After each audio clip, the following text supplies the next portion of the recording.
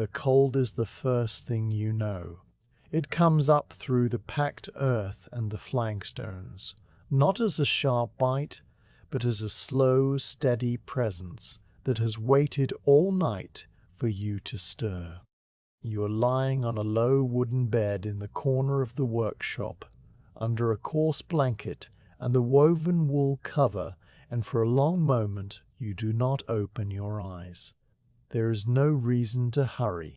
The dark behind your eyelids is complete, the same dark that fills every corner of the room, and you let yourself float inside it while your body remembers its shape. Your fingers are curled loosely against your palms, and the skin on your knuckles feels tight from the cold. Your breath moves in and out in a quiet tide, and you can hear the faint rustle of the blanket whenever your chest rises. Nothing else moves.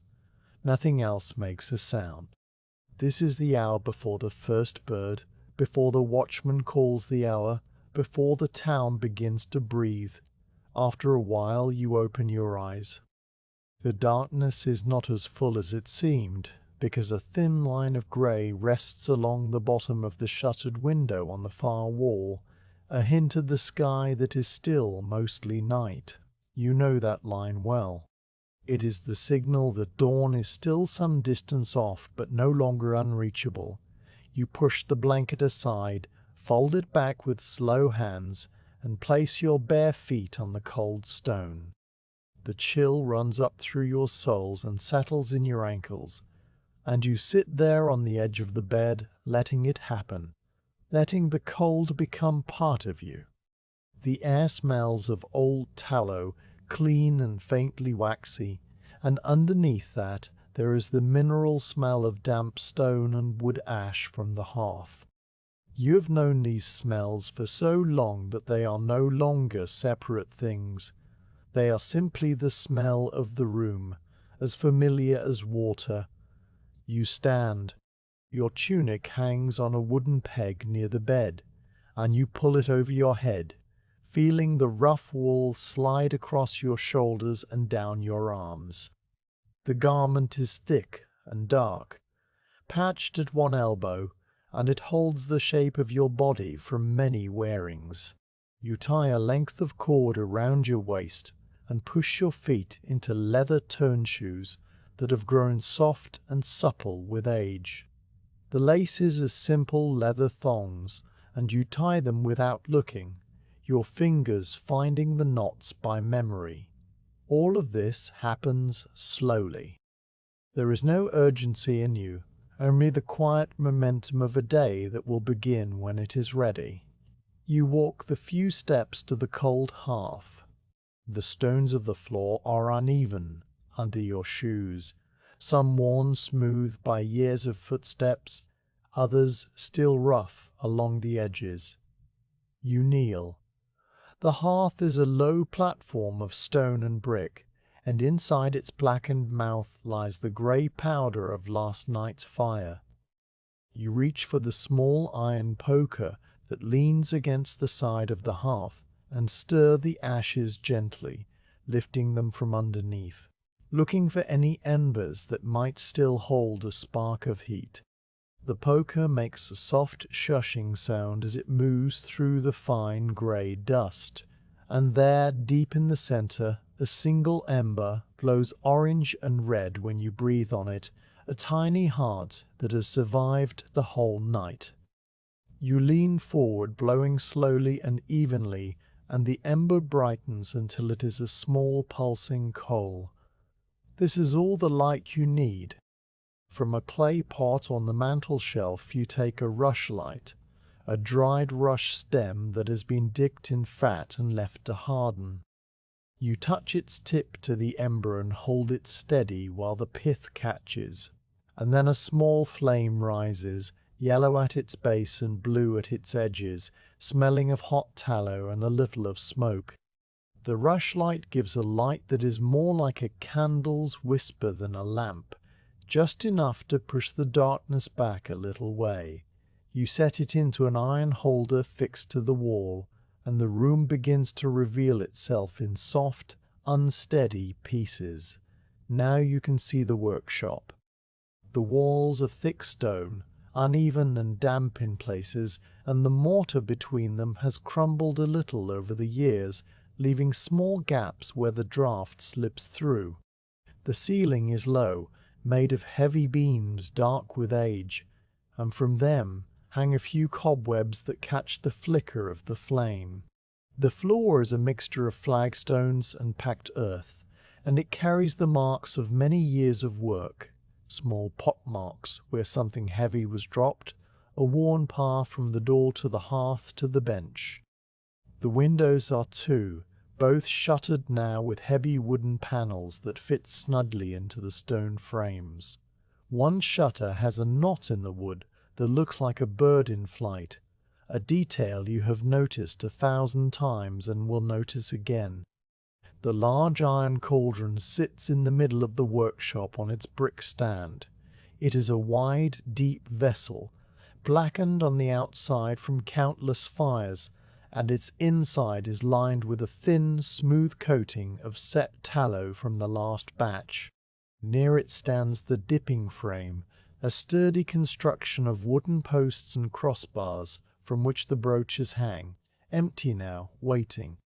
Along one wall runs the long stone bench, cold and grey, and on it your tools lie in their proper places, the trimming knife with its curved handle, the flat metal skimmer, the long-handled wooden paddle, the coils of spare wick cord, and a stone jar of water with a cloth draped over its mouth. You walk to the windows. The shutters are held closed by a simple iron bar that fits into 2 brackets, and you lift the bar carefully, setting it aside on the deep sill. The wood is cold and slightly damp to the touch. You push the shutters outward a crack, and the outside air comes in at once, colder than the air inside and carrying the smell of damp earth, straw, and the faint, distant tang of wood smoke from other chimneys. The sky through the crack is a deep blue-grey, the colour of slate, and a low mist hangs over the cobbled yard outside. You can just make out the shape of the well and the outline of the lean-to shed where extra tallow blocks are stored. Nothing moves out there except the mist itself, shifting slowly near the ground. You leave the shutters open just that small amount, enough to let the day begin to seep inside, and then you turn to the door. The workshop door is heavy oak, banded with iron, and it opens inward with a soft groan. You step out into the yard. The cold air wraps around you fully now, and your breath comes out in small clouds that vanish almost at once. The sky overhead is still dark, but softening along its eastern edge. The cobbles underfoot are wet with dew, and they shine faintly where the light from the open doorway touches them. You walk the few paces to the well, a circular stone structure with a wooden bucket hanging from a rope on a simple windlass. You take hold of the rope, feel its rough fibres against your palms, and lower the bucket until you hear it touch the water far below. The sound is a hollow plunk that echoes up the stone shaft. Then you pull, hand over hand, the rope passing through your grip with a steady, rhythmic friction. The bucket comes up swinging slightly, water slopping over its rim, and you set it on the well stones and lift it by its rope handle. The water is clear and bitterly cold, and you carry it back inside. Back in the workshop, you pour the water into the stone jar on the bench, and then into a shallow clay bowl. You splash your face once, twice, the cold water shocking your skin awake, and you dry your hands and face on the cloth. The rushlight continues to burn with its small, steady flame. The room feels less empty now, as if the simple acts of opening the shutters and bringing in water have already woken it. Now you turn to the fire. This is the most important part of the morning, and you do it the way you have always done it. You gather a handful of dry straw from a basket near the hearth and twist it into a loose nest. On top of the straw you place thin twigs, brittle and grey, collected from the hedge outside and stored in the dry corner. Then you choose a few slightly thicker sticks, the kind that snap cleanly when you bend them, and lay them crosswise. You kneel again and lift the iron pot containing the night's saved ember, and you tip it carefully onto the straw. The ember glows, and you lower your head and blow, long and slow. The straw catches with a soft crackle, the flames spreading orange and yellow, and the twigs begin to smoke and then to burn. The smell of burning straw and wood fills the room, a dry, clean scent that pushes away the dampness. You add a small log of split beech, then another, building the fire piece by piece. The flames find their way into the larger wood, and the fire settles into a steady, quiet roar. You move the iron trivet over the flames and then place the cauldron on top of it. The cauldron is heavy, and you have to lift with both hands and a straight back, but you know the motion so well that it takes no real thought. The cold metal begins to warm almost at once, and you can feel the heat radiating outward, touching your face and your arms. You stand there for a moment, letting the warmth sink into your skin, and the cold of the early morning finally begins to loosen its hold. There is a stool near the hearth, low and three-legged, its seat polished smooth by use. You pull it closer and sit down. The fire is not yet hot enough to melt the tallow, and there is no point in rushing. You sit and watch the flames, your hands resting on your knees, your breathing slow and even. The only sounds are the small pops and shifts of the burning wood, the faint whisper of the rushlight, and the very distant, almost unheard sound of the town beginning to stir far away. You are not waiting in the sense of being impatient. You are simply present, letting the fire do its work. The room grows warmer by slow degrees, and the stone walls which have held the cold all night begin to release it. After a time, you rise and walk to the workbench. You touch the dipping frame, running your fingers along the smooth wood of the crossbar. The wood is cool and dry.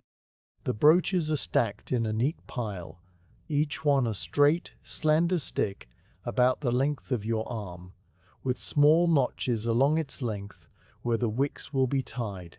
You pick one up and turn it in your hands, checking it for splinters or cracks. It is sound. You set it down and pick up the next and the next, performing a slow inventory. There are 24 brooches in all, and each one is as familiar to you as the shape of your own hand.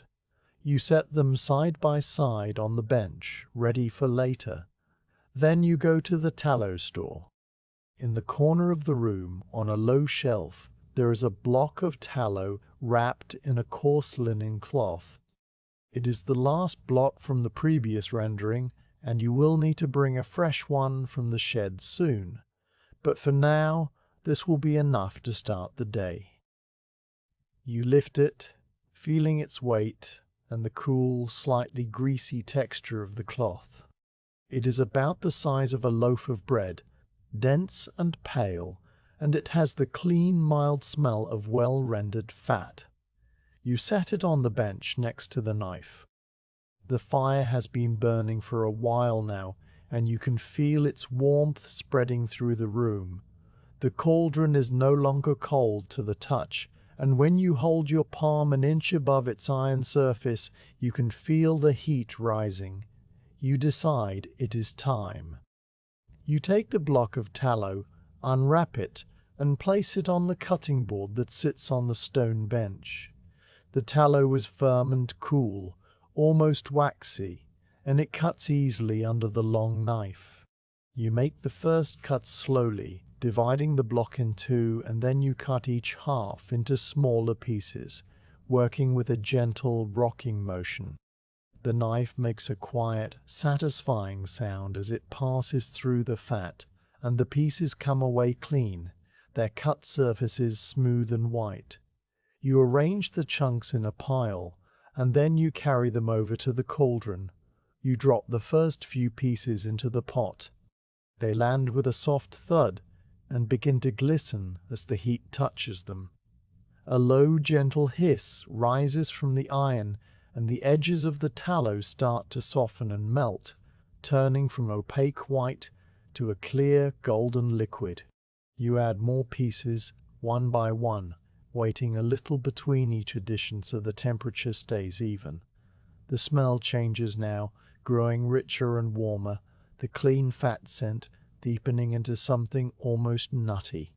You take up the long wooden paddle and stir, moving the melting pieces around slowly so that they heat evenly. The paddle moves through the softening fat with a gentle resistance, like stirring a thick soup. The liquid tallow grows deeper in color, a pale amber, and the unmelted pieces bob and turn in the current. You stand at the cauldron, stirring with a slow, steady rhythm, your other hand resting on the rim. The warmth rises up to your face, and the stone room, which was so cold and dark when you woke, now feels like a small protected world. The fire murmurs to itself. The rushlight burns on. Outside, the grey line under the shutters has grown a little wider, a little lighter, but the day is still taking its time, and so are you. The light through the crack in the shutters has grown from a grey line into a soft, pale ribbon that now lies across the stone floor like a length of thin silk. The rushlight on the wall still burns, but its flame seems smaller now, less necessary, as the day slowly gathers strength outside. The cauldron holds its warmth, and the remaining tallow from the morning's first melting has settled into a quiet, golden stillness under a thin skin that shimmers when you breathe near it. The fire has burned down to a steady bed of embers and small flames, just enough to keep the tallow liquid without overheating it. You dip the wooden paddle into the pot and stir once, slowly, watching the fat swirl and then settle again. The room is quiet enough that you can hear the sound of the paddle touching the iron sides, a low, dull clink that fades at once. It is time to fetch more tallow. The block you cut earlier was only a small piece kept inside to start the day, and now the cauldron needs a proper supply. You set the paddle across the rim of the pot and wipe your hands on a rag that hangs from your belt. The rag is old linen, stained with years of tallow, but it is clean enough and soft from long use. You walk to the door, lift the heavy iron latch, and pull it open. The morning air rushes in again, still cool but not as sharp as it was before dawn. The mist in the yard has begun to thin, and through it you can see the outline of the low stone shed that stands against the far wall, its wooden roof dark with damp. You cross the yard slowly, your shoes making soft sounds on the cobbles. The stones are still wet, and here and there a blade of grass pushes up between them, flattened by the night's dew. The shed door is simpler than the workshop door, just rough planks nailed together with a leather strap for a handle. You pull it open and step inside. The shed smells strongly of tallow, a cool, dense smell that is both clean and slightly animal, a smell that speaks of long storage and slow curing. The air inside is colder than the outside air, the kind of cold that sits still and heavy. A single high window, unshuttered, lets in enough light to see by, a soft grey glow that falls on the shapes of tallow blocks stacked neatly along one wall. There are 6 blocks in the shed today, each one wrapped in coarse cloth and tied with twine. They have been here for several weeks, ever since the last rendering, and the cold of the stone floor has kept them firm and fresh. You crouch down and run your hand over the nearest bundle. The cloth is slightly greasy to the touch, and the twine is tight and dry. You lift the block, testing its weight. It is heavy, dense, and you carry it in both hands as you straighten up and leave the shed, nudging the door closed with your elbow. Back in the workshop, you set the block on the stone bench. The walk from the shed was short, but your arms feel the pleasant strain of the weight, a small reminder of the physical shape of the day. The bench is cold and smooth under the cloth, and the light from the crack in the shutters now touches the edge of it, making the stone look almost warm in color. You untie the twine, pulling the knot loose with care so that you can use the string again later. The cloth falls away, and the tallow block sits exposed on the bench. It is a fine block. You take a moment to look at it, the way you always do, not because you need to, but because there is a quiet satisfaction in seeing good materials. The tallow is pale, almost white, with a very faint cream tint that comes from the diet of the animals and the care taken in rendering. It has been well washed, boiled slowly with water, and then strained and cooled, and the result is a fat that is hard and clean, with no dark specks or streaks. The surface is smooth and slightly shiny, and when you press your thumb into it, the mark stays for a moment before slowly fading. The smell is mild, a clean tallow smell with nothing rancid or sharp about it. This is the kind of tallow that will make candles that burn steadily, without sputtering or smoking, and that thought is a small comfort, the kind that comes from knowing your work begins well. You fetch the long knife from its place on the bench. The blade is straight and heavy, made of iron that has been kept sharp and free of rust. The handle is wood, darkened by years of handling, and it fits into your palm as if it grew there. You test the edge with your thumb, not pressing hard, just feeling the bite of the metal. It is sharp enough. You set the knife down for a moment and go to the water jar, pouring a little cold water into the clay bowl and dipping your fingers in. You rub the water over your hands and then dry them on the rag, because dry hands grip the tallow better and keep the knife from slipping. This is a small habit, one of many, and you do it without thinking. Now you stand before the bench, the tallow block in front of you. The light from the shutter falls across it in a slanting band, and you position the block so that the light helps you see the surface clearly. There is no hurry. You place your left hand on top of the block, feeling its cool firmness under your palm, and you take up the knife with your right hand. The first cut is always the deepest, dividing the block in two, and you make it slowly. You set the blade near the center and push down with steady, even pressure. The tallow resists for a moment, then yields, the knife sinking through with a soft, granular sound. The two halves fall apart, their cut faces smooth and white, looking almost like fresh cheese or polished marble. A few fine crumbs of tallow scatter on the bench, and you sweep them together with the side of your hand. You set one half aside and bring the other closer. This half is now a smaller, more manageable piece, and you begin to cut it into chunks. Each chunk should be about the size of a fist, large enough to melt slowly in the cauldron without vanishing too fast. You position the knife and push down again, working with a gentle rocking motion that uses the full length of the blade. The tallow cuts cleanly, offering a slight resistance that is never difficult but always present, a reminder of its density. You make the cuts at regular intervals, each one about the width of 2 fingers. The pieces fall away one after another, and you push them to the side of the bench, where they gather in a small pile. The sound of the knife on the stone cutting board underneath is a soft, rhythmic tap, a sound that blends with the murmur of the fire and the distant, barely heard sounds of the waking town. After a while you pause and straighten up, rolling your shoulders. The work is not tiring, but it uses muscles that have their own memory, and your body settles into it the way water settles into a basin. You look at the pile of cut chunks. They are irregular in shape but similar in size, their edges clean and sharp.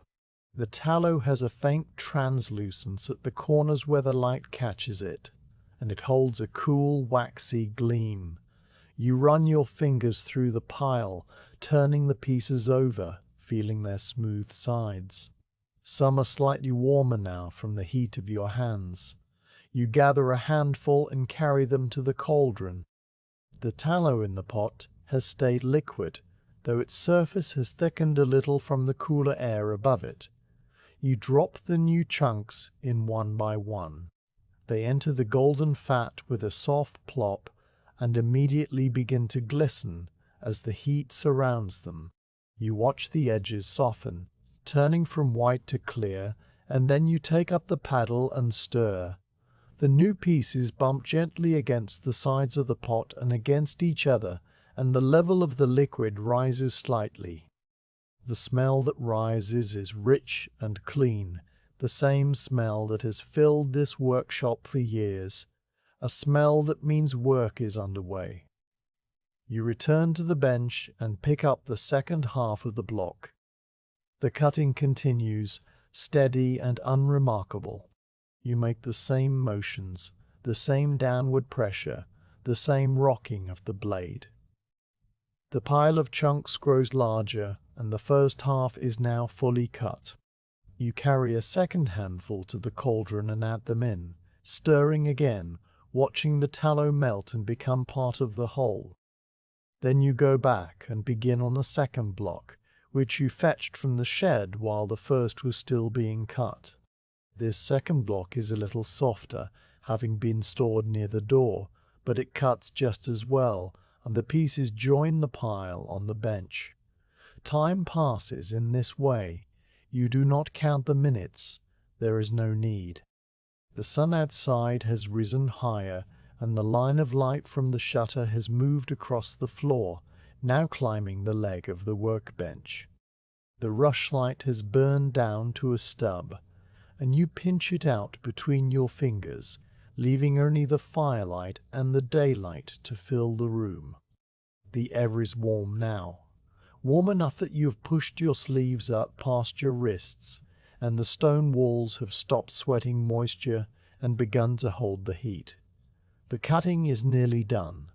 The pile of tallow chunks on the bench is large and tidy, enough to fill the cauldron and keep it going for the rest of the morning's dips. You take the last few pieces and drop them into the pot, then scrape the bench with the flat edge of the knife to collect any small fragments. These you add as well, because nothing is wasted.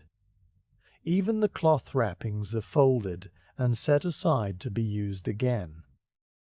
You put the knife down and stretch your fingers, curling and uncurling them. They are slick with tallow, and the skin feels soft and slightly greasy. You go to the water jar, pour a little water into the bowl, and wash your hands. The water is cold, and it beads on the oily surface of your skin before you rub them together and dry them on the rag. The rag itself is now in need of a wash, but that is a task for another day. You hang it back on your belt. Now you return to the cauldron. The fire underneath has burned down to a low, even heat, and you add a few small sticks to keep it steady. The tallow in the pot is fully liquid again, clear and golden, and the unmelted chunks have all but disappeared into it. You stir one last time, a long, slow circuit of the paddle that makes the liquid swirl and then slowly come to rest. The surface is smooth, reflecting the firelight in a small dancing spot of orange. You can see your own shadow on the far wall, large and still, moving only when you move. You take the skimmer, a flat metal spoon with small holes in it, and you run it gently just under the surface of the tallow. The purpose of this is to lift out any tiny impurities that might have come from the cut surfaces or the cloth wrappers. You see a few dark specks floating, and you catch them with the skimmer and tap them into a small clay pot that you keep beside the hearth for this purpose. You repeat this several times, moving the skimmer in a slow, patient arc until the surface is perfectly clean. The tallow is ready now, waiting in its warm amber state, and you can feel the next phase of the work approaching. But before you begin dipping, there is a final task with the tallow. You take a small iron ladle and dip it into the pot, filling it with the hot fat. You carry it carefully to the molds that sit on a low shelf near the wall. These are small clay forms, each one shaped like a candle, and you pour the liquid tallow into them until they are full. These will set into solid candles without dipping, a different kind of product for a different order. You pour slowly, watching the stream of golden fat fall into the grey clay. The liquid settles and immediately begins to cool, its surface turning opaque. You fill 6 molds, then set the ladle aside and leave them to harden. The bench is now clear again, except for the coils of wick cord that wait for the next stage. You run your hand over the stone, feeling its cool, clean surface, and you think about the wicks, about the long linen strings that hang on the wall, about the brooches that are stacked and ready. But that will come after a short rest. You pull the stool closer to the hearth and sit down, your back to the warmth, your hands resting on your knees. The fire whispers to itself, and the tallow in the cauldron murmurs softly as it holds its heat. The room is filled with the smell of melted fat and wood smoke, a smell that is as familiar to you as your own skin.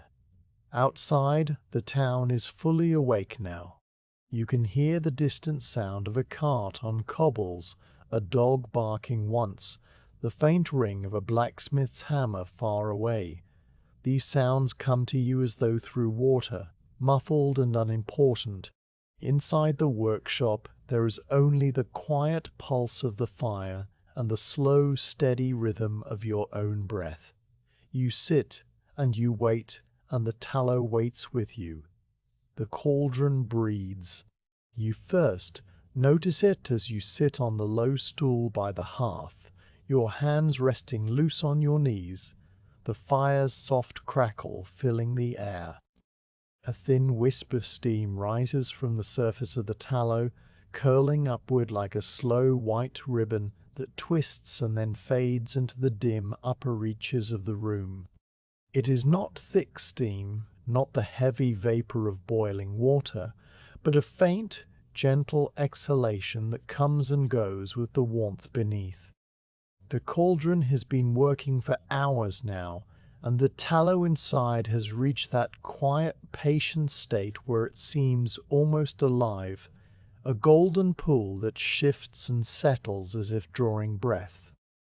You lean forward slightly, watching the steam rise, thin as a thread, and you feel the steady warmth on your face like the sun through a winter window. The fire underneath the pot has burned down to a deep bed of coals, red and orange and pulsing faintly. You add a few small sticks of beech, placing them carefully on the edges of the embers, and wait for the flames to catch. They do so with a low, licking sound, pale yellow at first, and then brighter. The new heat travels up through the iron base of the cauldron and for a moment the steam thickens, a soft sigh escaping the tallow surface. The smell in the room, that clean, nutty scent of rendered fat, becomes a little stronger, a little warmer, and you breathe it in the way you breathe the air after rain. The cauldron accepts the new heat without fuss, its iron sides radiating a steady, invisible field that wraps the whole workshop in a quiet comfort. You stand and move closer to the pot. The rim is warm but not burning, and you rest your fingertips on it lightly, feeling the solid, ancient weight of the iron. The surface of the tallow is smooth and still now, a pale amber mirror that holds the reflection of the firelight in a single glowing spot. Around the edges of the pot, where the metal meets the fat, there is a faint, darker ring of heat, but the center remains clear and perfect. You take up the long wooden paddle, its handle worn to a soft polish, and you lower it into the liquid with a gentle, unhurried motion. The tallow closes over the wood silently, and you begin to stir. The paddle moves through the fat in a wide circular path, and the liquid follows, flowing around the blade in thick, slow currents. You can feel the slight resistance of the melted tallow, heavier than water, silkier than oil, and you adjust your pace so that you do not push too fast. A slow stir is better, one that keeps the heat even without agitating the fat. As the paddle completes its first full circle, the surface of the tallow breaks into a gentle rolling swell that laps at the iron walls with a faint, wet sound.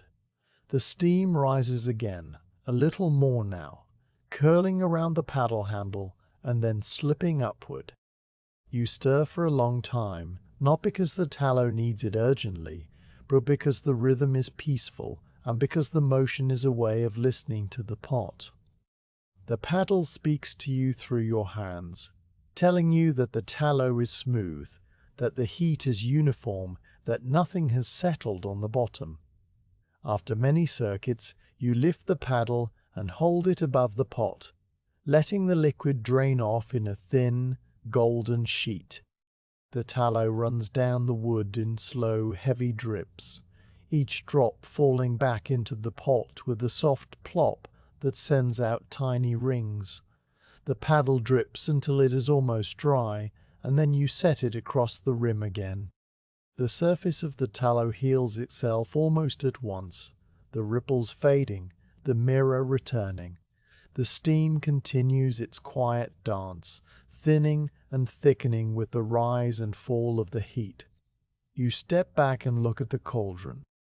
It is a large, patient thing, blackened on the outside by years of fire, its iron surface pitted and uneven in places where the metal has been heated and cooled 1,000 times. Around its belly you can see the faint, rusty bloom of age, and the 3 small legs that hold it above the trivet are solid and square.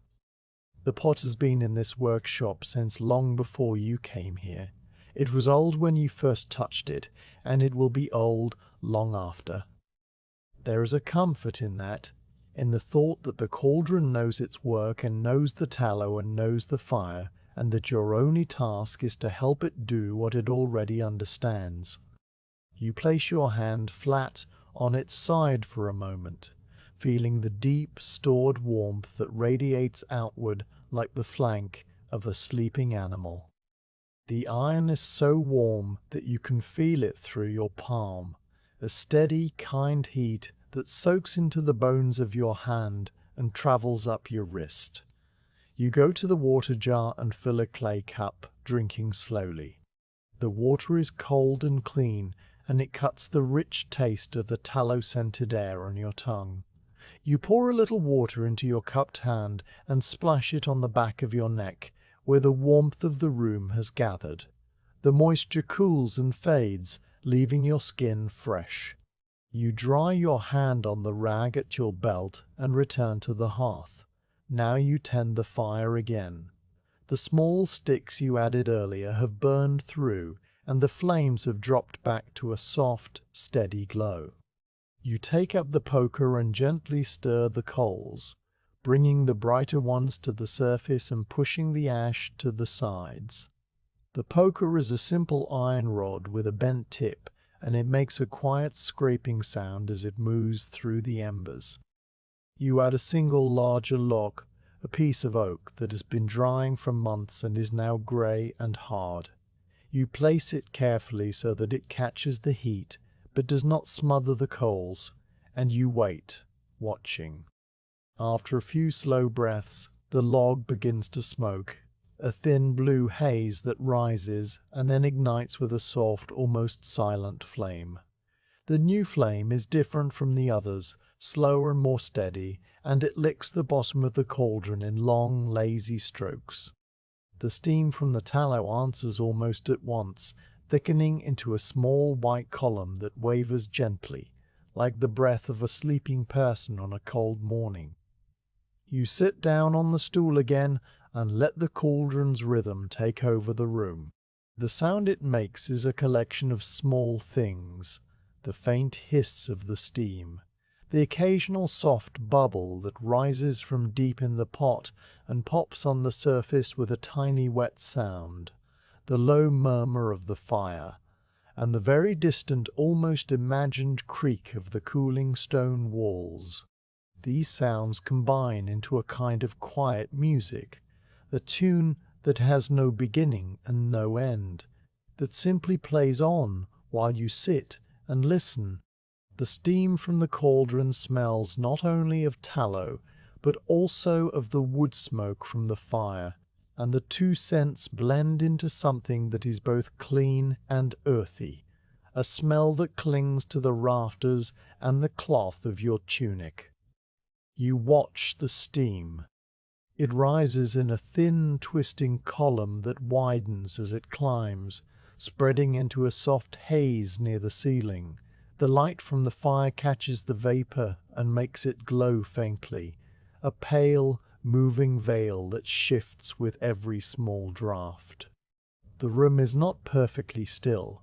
There are always tiny currents of air that move through the cracks in the shutters and under the door, and these currents push the steam first one way and then another, making it sway like a curtain in a very slow breeze. You follow its movements without thinking, your eyes tracing the path of the vapor up into the dimness. The ceiling beams, dark with age, disappear into the haze and then emerge again as the steam shifts, their rough surfaces glistening slightly with the moisture that has gathered there over the years. After a while, you notice a change in the tallow. The surface, which has been perfectly clear, now shows the faintest hint of a skin forming at the edges, where the metal of the pot is slightly cooler. This is a sign that the temperature has dipped just a little, and you lean forward and add 2 more small sticks to the fire, placing them right against the base of the cauldron. The flames leap up quickly, and the skin at the edges melts away, absorbed back into the golden hole. The steam sighs again, a small, satisfied sound. You take up the skimmer, the flat metal spoon with the tiny holes, and you lower it gently onto the surface of the tallow. The skimmer floats there for a moment, its holes filling with liquid gold, and then you draw it slowly across the pot, skimming just the topmost layer. A few tiny specks, bits of ash or dust that have found their way into the pot, cling to the spoon, and you tap them off into the clay pot beside the hearth. You repeat this movement several times, each pass slower than the last, until the surface is as clean as polished amber. The skimmer is then wiped clean with the rag and hung back on its hook. You stand and move to the window. The shutters are still only partly open, a gap no wider than your hand, and through it you can see the yard outside now fully lit by the morning sun. The mist has gone, and the cobbles are dry in patches, their grey surfaces steaming gently where the sun touches them. The air that comes through the gap is cool and fresh, a clean outdoor smell that cuts through the richness of the tallow. You lean against the stone wall and let the cool air wash over your face. It feels good, a quiet refreshment, and you close your eyes for a moment and simply breathe. When you open them again, a sparrow has landed on the cobbles and is pecking at something invisible. It stays for a few seconds, its small head tilting this way and that, and then it flies off, leaving the yard empty once more. You turn back to the room. The cauldron continues its steady breathing, the steam rising and fading in its slow, constant rhythm. The light from the window now falls in a longer, brighter band that stretches across the floor and touches the base of the cauldron stand. The iron pot looks different in the daylight, less dark, its surface showing the mottled grey and brown of old, well-used metal. The tallow inside, seen in the mix of firelight and daylight, is a deeper colour now, a rich, clear amber that looks almost edible. You dip the paddle in again and stir once, twice, just to feel the liquid move. It is perfectly smooth, perfectly even. There is no resistance, no thickness at the bottom, nothing but the heavy, silky flow of good tallow at exactly the right warmth. You reduce the fire one more time, pulling a few of the hotter coals aside with the poker, so that the heat becomes low and steady rather than high and pushing. The tallow does not need to boil, it only needs to stay liquid, to hold its temperature just above the point of setting. This is the state that chandlers call resting, when the fat is ready but waiting, patient as a field under snow. The steam slows to a barely visible thread, a single thin line that wavers at the very center of the pot. The cauldron's breath is now so light that you could almost mistake it for a trick of the light, but it is there, constant and quiet. You pull the stool closer to the hearth and sit down again. Your body feels loose and warm, your shoulders relaxed, your hands still. You look at the cauldron and you think, in a slow drifting way, about all the other mornings when you have sat in this same spot, watching the same steam rise. The thought is not a memory with details. It is more like a feeling of continuity, a sense that this moment is one of many, linked together like the links in a chain. The steam rises from the pot, and it has always risen, and it will rise again tomorrow. You are only here to watch it, to tend the fire, to wait. The room settles into a long, quiet pause. The cauldron breathes in its slow, steady way, and you breathe with it, your chest rising and falling without hurry. The sound of the fire is a soft whisper. The light through the shutters is a warm, golden slant, and the smell of tallow is a gentle weight in the air. Nothing else moves. Nothing else calls for your attention. The day outside is well underway, but inside the workshop, time has slowed to the pace of the cooling tallow and the dying embers, a pace that has no need for clocks or bells. You sit, and the cauldron sits with you, and the two of you wait together for the moment when the wicks will come and the dipping will begin. The tallow rests in its warm golden stillness, and you leave it there, knowing it will hold its heat while you turn to the next part of the work. The cauldron has done its part, breathing its soft steam into the dim air, and now the wicks must be made ready. You cross the workshop floor, your footsteps quiet on the worn flagstones, and you stop before the far wall where the long linen strings hang in loose coils from a row of wooden pegs. There are many coils here, each one the same length, each one twisted from the same flax that grew in the fields outside the town, and they have hung in this spot for weeks, gathering the dry, quiet air of the room into their fibers. You reach up and lift one coil from its peg, feeling the slight weight of it in your hand, the way the linen is both soft and firm, pliable but strong. The coil slips free and hangs over your palm like a resting serpent, and you carry it to the workbench where the light from the shutters now falls in a broad, steady band.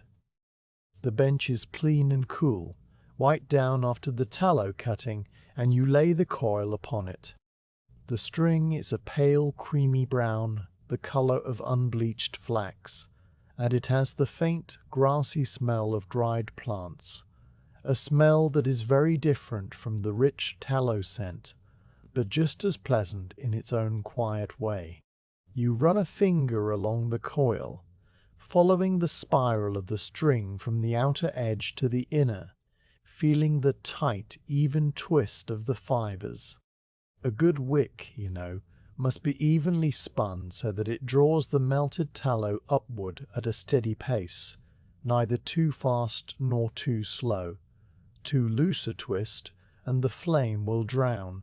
Too tight, and it will starve. These coils were spun by the women in the next street, and you recognize the hand of the spinner in the particular firmness of the twist, a hand you have trusted for many seasons. You pull the end of the string free from the coil and draw it out to its full length. The string is longer than your arm span, and you hold it up, letting it dangle, watching it untwist slightly and then settle.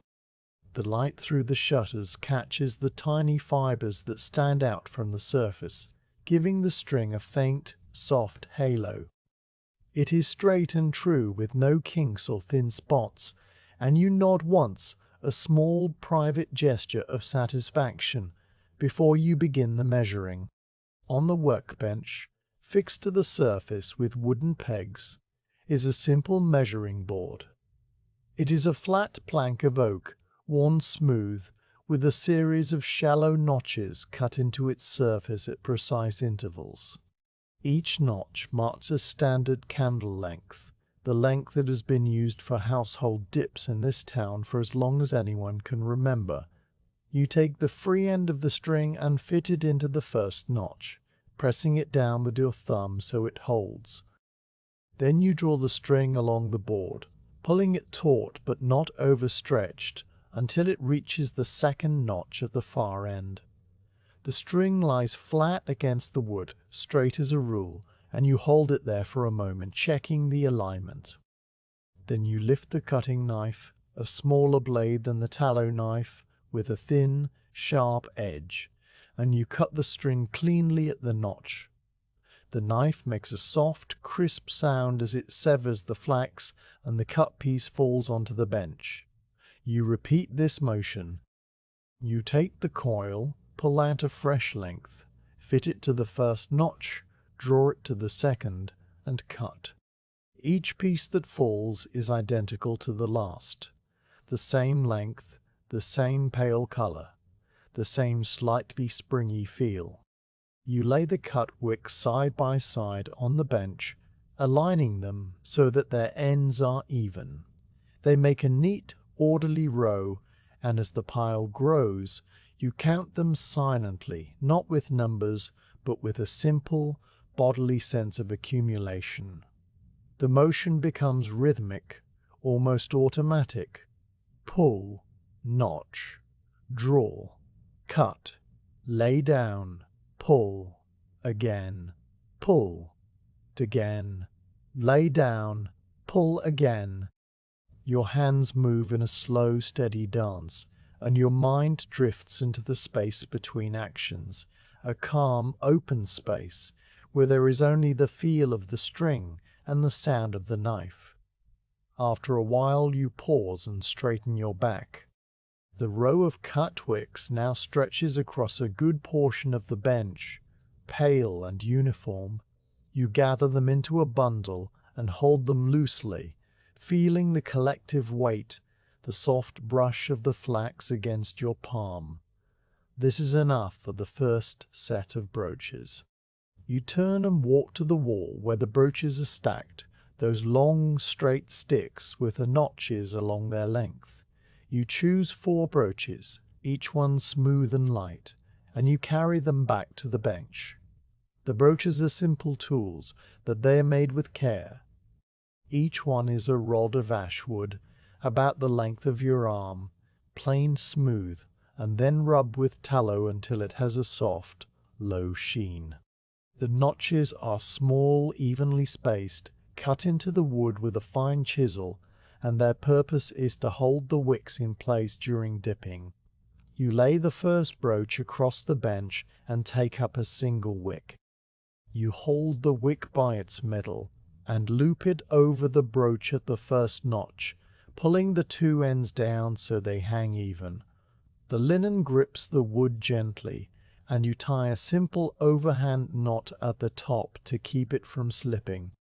The knot is small and neat, and you pull it snug, but not tight, because the wick must be able to absorb the tallow without constraint. You smooth the 2 hanging ends with your fingers, making sure they are straight and parallel, and then you move to the next notch. You work your way along the brooch, tying one wick after another. Each wick is positioned so that it hangs directly below the notch, the 2 ends dangling like the legs of a quiet insect. The spacing is even, the width of 2 fingers between each wick, so that when the candles are dipped, they will not touch each other. You tie 12 wicks on this first brooch, and when you finish, you hold it up and look along its length. The wicks hang in a straight, orderly line, all the same length, all the same pale cream color, swaying slightly with the movement of your hand. It is a simple, pleasing sight, the kind that comes from careful work. You set the first brooch aside on the dipping frame, resting it across the 2 horizontal bars where it will wait for the tallow. Then you take up the second brooch and begin again. The motion is the same: loop, tie, smooth, move on. Your fingers grow warmer as you work, the friction of the linen heating the skin, and the faint grassy smell of the flax becomes a little stronger. The light from the shutters has moved again, climbing the far wall, and the room is now fully bright. The firelight no longer the main source of illumination. You can see the dust motes floating in the beam of sun, tiny specks of gold that drift and turn without purpose. As you tie the wicks on the third brooch, you notice that one of the strings has a slight unevenness in its twist, a small fuzzy spot where the fibers have loosened. You pause and run your thumb over the spot, feeling the roughness, and then you set that wick aside. It will do for a shorter candle, perhaps for the rushlight holder, but not for a full household dip. You take a fresh wick from the pile and tie it in its place, and the brooch is once again perfect. This is a small act of discrimination, the kind that becomes second nature after so many years, and you do it without any feeling of impatience. The work is too slow and too steady for impatience. There is only the quiet process of choosing and doing. The fourth brooch is soon complete, and you stand all 4 of them on the dipping frame, their wicks hanging down like pale rain frozen in place. You step back and count them again, not with your fingers but with your eyes, checking that each brooch holds its full dozen. They do. The frame looks ready now, a wooden skeleton waiting to be dressed in tallow.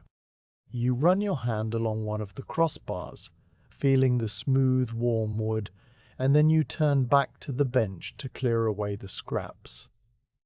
There are small offcuts of string, the ends from the measuring scattered on the bench like fallen leaves. You gather them into a little pile and then drop them into a basket that sits beside the bench. These scraps will not be wasted.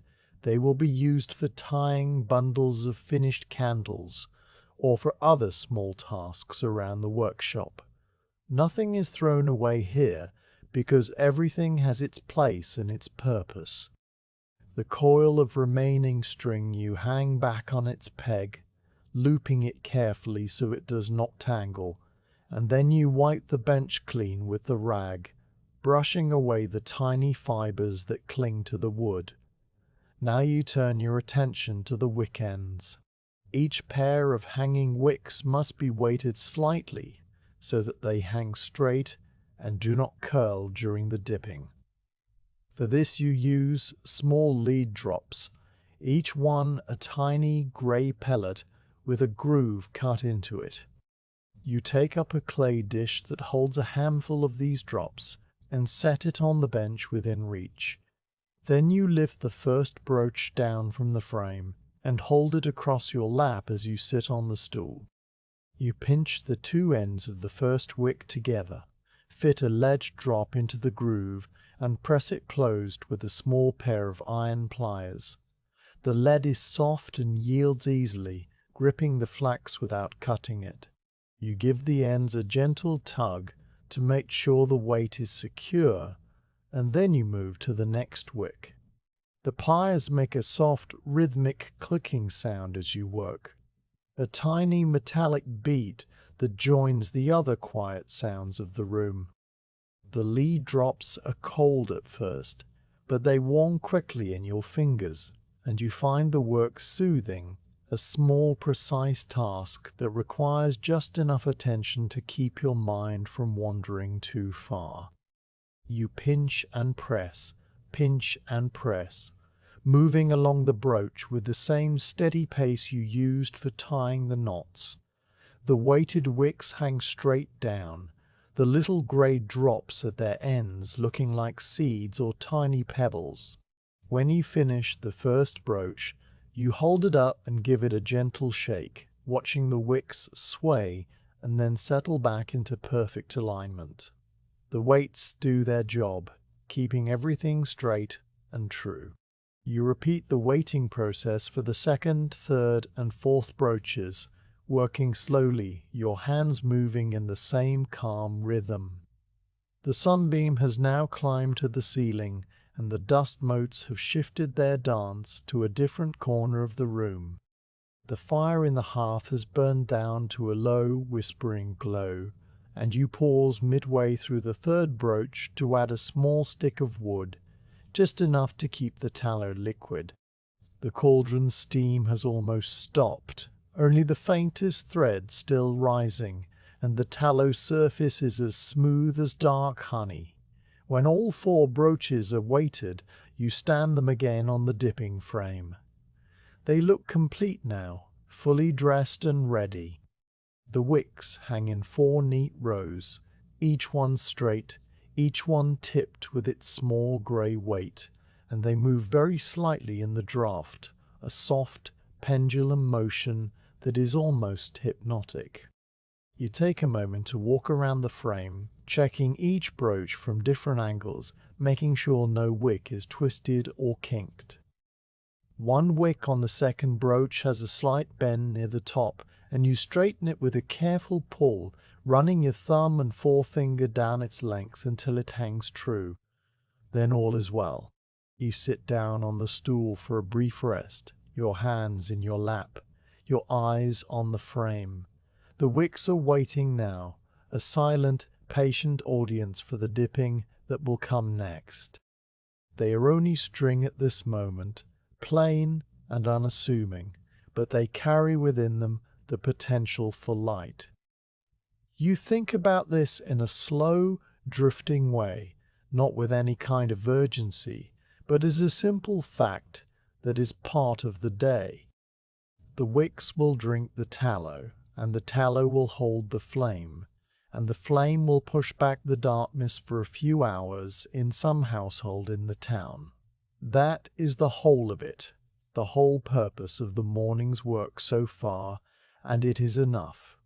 You rise and go to the water jar, drinking another cup of cold water. The coolness slides down your throat and settles in your stomach. A clean, fresh note in the warm tallow-scented air. You pour a little water into your cupped hand and dab it on your forehead, feeling the salt of the day's small exertions wash away. The rag on your belt is now thoroughly used, and you make a mental note to boil it clean later, but that is a thought for another hour. For now, you dry your hands and return to the hearth. The tallow is still warm, still liquid, and you give it one more slow stir with the paddle, watching the heavy amber liquid circle the pot. The cauldron has done its work faithfully, and the wicks are prepared. The dipping will begin soon, but not quite yet. There is a final small task. You take a spare brooch, one without wicks, and you test the dipping frame's height, adjusting the crossbars so that the wicks will be able to submerge fully in the tallow without touching the bottom of the pot. You loosen the wooden pegs, slide the crossbar a notch lower, and tighten the pegs again, checking the fit with your hand. The adjustment is small, the width of a thumb, but it is important, and you do it with the same care you give to everything else. The room is now fully arranged for the next stage. The dipping frame stands ready, the brooches hang in their rows, the tallow waits in its warm pot, and the fire breathes its steady warmth. Ye stand in the middle of the workshop and look around, a slow sweeping glance that takes in the walls, the bench, the tools, the window, the hearth. Everything is in its place, and there is a quiet, deep satisfaction in that, a sense of rightness that has no need of words. You pull the stool to the center of the room, near the frame, and sit down. The wicks hang before you, pale and still, and you wait for the moment when the tallow will be just right, when the steam has stopped completely, when the dipping can begin. That moment is not far now, and you are in no hurry to meet it. The morning has been long and slow and full of small, careful acts, and the afternoon will be the same. You sit and you wait, and the wicks wait with you. The moment arrives without announcement. One moment you are sitting on the low stool near the dipping frame, your hands resting loose on your thighs, your eyes tracing the slow dance of the dust motes in the shaft of afternoon light. The next moment you know, with a quiet certainty that comes from years of practice, that the tallow is ready. The last thread of steam from the cauldron has vanished, and the surface of the fat is utterly still, a flawless amber mirror that reflects the rafters and the pale stone wall. The fire underneath is a steady, muted glow, and the air in the room holds that particular balance between warmth and coolness that means the tallow will cling to the wicks without running off too fast. You rise, and the stool makes a soft scrape on the flagstones, a sound that is quickly swallowed by the room's deep quiet. You approach the dipping frame. The 4 brooches stand in their row, their weighted wicks hanging down like slender, pale stems. They have been waiting in the cool air, and the linen is dry and slightly crisp to the touch. You lift the first brooch from the frame, taking it in both hands, your fingers curling around the smooth ash wood at each end. The brooch is light, and the 12 wicks sway gently with the movement, their small lead weights bumping together with a faint, tinny click. You hold the brooch at chest height and walk it slowly to the cauldron, stepping with care because the floor is uneven and the tallow is precious. The heat from the pot reaches your face as you draw near, a soft, enveloping warmth that smells of clean fat and a hint of smoke. You pause at the edge of the brick stand, looking down into the liquid gold. The tallow is clear all the way to the bottom, and you can see the dark curve of the iron pot beneath it. You adjust your grip on the brooch, making sure your hands are steady and the wicks are hanging straight, and then you begin the first dip. You lower the brooch slowly, very slowly. Your arms move with a deliberate, even pace, and the wicks descend toward the surface of the tallow. The lead weights touch first, entering the fat with a soft, silent acceptance, and then the linen follows. The tallow closes around each wick, and you watch the liquid climb the fibers, soaking upward with a visible, gradual progress. The pale cream of the flax darkens to a wet brown, and the strands slim down as the fat fills the spaces between the fibers, pulling them together. The thin, faint hiss escapes the wicks, the sound of cool string meeting warm fat, and then it fades, replaced by the gentle sound of the tallow settling. You hold the brooch steady, the wicks fully submerged. The wooden rod rests just above the surface, and you can feel the slight buoyant resistance of the tallow against the weights. You count the soaking time not with numbers but with your breathing, a slow cycle of inhale and exhale that allows the fat to penetrate deep into the core of each strand. The tallow works its way into the linen, bonding with the fibers, preparing them to become a vessel for flame. There is no hurry. The pot holds the wicks in its warm embrace, and the moment stretches out, calm and unhurried. After a time, you lift the brooch. You raise it with the same slow, even motion, and the wicks emerge from the tallow one by one, the lead weights appearing first, then the wet, shining lengths of the wicks. The liquid tallow clings to the linen in a thin, translucent coat, and it begins to drip at once. The drips fall back into the pot with soft, distinct plops, each one sending out a tiny ring that spreads and vanishes. You hold the brooch above the cauldron, letting the excess drain, watching the drip slow from a steady patter to an occasional drop. The coated wicks glisten in the light. Their surface is smooth and golden, and a delicate steam rises from them, a faint curling vapor that smells of warm fat. When the dripping has nearly stopped, you turn from the cauldron and carry the brooch to the cooling rack. This rack stands near the window, a simple wooden frame with two parallel bars set at a height that allows the wicks to hang freely without touching the floor. You place the brooch carefully onto the bars, seating it so that the wicks dangle in the air. The steam continues to rise from them, thin and white, and you can see the tallow on each wick beginning to cool, its color shifting from wet amber to a matte pale ivory. The cold air of the room, which has lingered near the stone walls, reaches out and touches the hot tallow, and the transformation begins almost at once.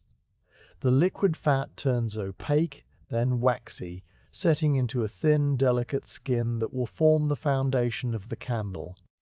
You stand back for a moment and look at the first brooch hanging on the rack. The wicks are no longer plain string. They have become something new, something halfway between fiber and candle. They are slender and slightly irregular, each one a little different from its neighbor, and they sway very gently in the draft, their weighted ends keeping them straight. The coating is so thin that you can still see the twist of the linen beneath it, a faint spiral shadow under the pale tallow. It is a modest beginning, the first of many layers, and you feel a quiet, deep satisfaction in the sight. You return to the dipping frame and lift the second brooch. It is identical to the first in every way, yet it feels slightly different in your hands, a little warmer perhaps, a little more familiar. You carry it to the cauldron and pause again at the rim, adjusting your stance so that your back is straight and your arms are relaxed. Then you lower the brooch into the tallow, watching the wicks enter the fat with the same silent, graceful motion. The liquid closes over them and the soaking begins anew. You breathe and the wicks drink, and the air fills with the quiet, steady rhythm of the work. With this second broach, you notice small details that you missed the first time. You see how the tallow beads on the lead waits for a moment before sliding off, how the fat creeps up the linen in tiny incremental advances, how the surface of the pot dimples slightly around each wick as the fibers absorb the liquid. You watch the color change, the pale cream giving way to the wet, honeyed brown, and you smell the faint, warm scent that rises from the meeting of string and fat. There is a gentleness to this process that you have always appreciated, a slow, patient alchemy that requires nothing more than your steady hands and your willingness to wait. After the soaking time, you lift the second broach and hold it above the pot. The tallow drips from the wicks in the same slow, even rhythm, and the steam curls upward in the same thin, white ribbons. You watch the drips fall, counting them silently, until they space out to a single reluctant drop. Then you carry the brooch to the rack and hang it beside the first. The two brooches now sit side by side, their wicks forming two neat rows of pale, glistening shapes. The steam from the second brooch mingles with the steam from the first, and for a moment the rack is veiled in a soft, drifting mist that catches the light and makes the whole corner of the room glow. You go back for the third brooch. The motion is becoming ingrained now, a smooth, circular journey from frame to cauldron to rack and back again. Your body settles into the rhythm, your legs moving with a measured stride, your arms rising and falling with the weight of the brooch. There is a quiet music to it, a slow, repeating pattern that fills the room and fills your mind, pushing away any stray thoughts.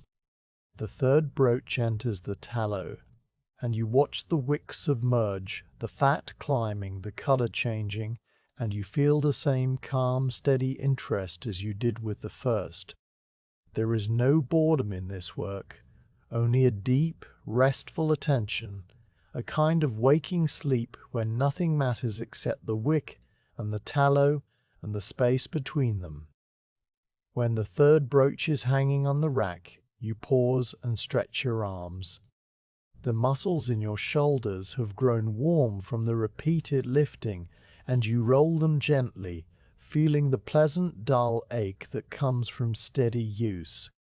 You walk to the water jar, pour a cup, and drink slowly, the cold water a sharp, clean contrast to the warm, fatty air. You look at the three brooches on the rack. The tallow on the first has fully set now, its surface dry and matte, and the wicks look like slender white icicles hanging in the cold air. The second is almost set, its surface still a little tacky, and the third is still steaming gently, its tallow still glossy and wet. The rack now holds the beginning of a harvest, a small crop of forming candles that have taken their first step toward becoming light. You take a deep breath and return to the frame for the fourth brooch. This is the last of the first round, and you handle it with the same careful, unhurried pace as all the others. You lower it into the tallow, and as the wicks sink beneath the surface, you reflect in a slow, drifting way on how this first dip is always the most important. It sets the foundation, the base layer that will anchor all the layers to come. If the first dip is rushed, the candles will be uneven. If the tallow is too hot, the coating will be too thin. If too cool, it will be too thick and lumpy. But you have judged the temperature correctly, and the tallow clings to the wicks in a smooth, even film, just as it should. You lift the brooch, let it drip, and hang it on the rack with the others. Now all 4 brooches are lined up, their wicks hanging in a quiet chorus, and the first dipping round is complete. You step back and look at the rack. The 4 brooches make a satisfying sight, each one holding its 12 wicks, each wick now coated with its first layer of tallow. The coating is so thin that the candles are still more wick than wax, but that will change with each successive dip. You walk slowly along the rack, examining the wicks up close. You see how the tallow has settled into the twist of the linen, smoothing out the fuzziness of the fibers. You see how the lead weights are now partially coated, their grey surfaces peeping through the white tallow like small stones in a dusting of snow. You see how the steam has stopped entirely, leaving the wicks cool and still. The room is quiet again, the fire a soft whisper, the cauldron a still, warm presence. You return to the cauldron and look inside. The tallow level has dropped only slightly, a small, barely perceptible reduction. You take up the paddle and give the fat a slow stir, making sure the heat is even, and then you skim the surface one more time with the flat spoon. A single tiny speck of ash from the fire has found its way into the pot, and you remove it, leaving the tallow pristine. The cauldron is ready for the next round, and you are ready too, but you do not begin at once. Instead, you pull the stool closer to the rack and sit down, facing the hanging wicks. You watch them. The wicks hang in their straight, orderly rows, their white coatings pale against the darker stone of the wall behind them. The light from the window falls across them in a slanting band, and where it touches, the tallow takes on a faint, warm glow, as if it already holds a memory of the flame it will one day carry. The air around them is cool and clean, and you can smell the tallow, a mild, waxy scent that is now as much a part of the room as the stones themselves. You sit and let your eyes move from wick to wick, brooch to brooch, tracing the lines of the string, the curves of the tallow, the tiny shadows they cast on the floor below.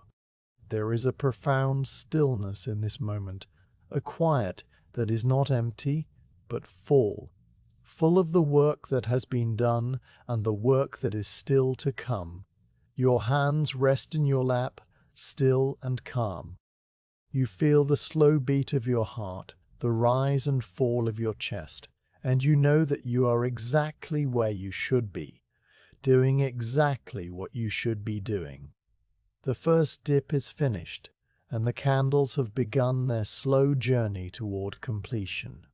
Outside, the town continues its own quiet rhythms, but here in the cold stone room there is only the tallow, the wicks, and the patient, steady presence of a craftsman at rest.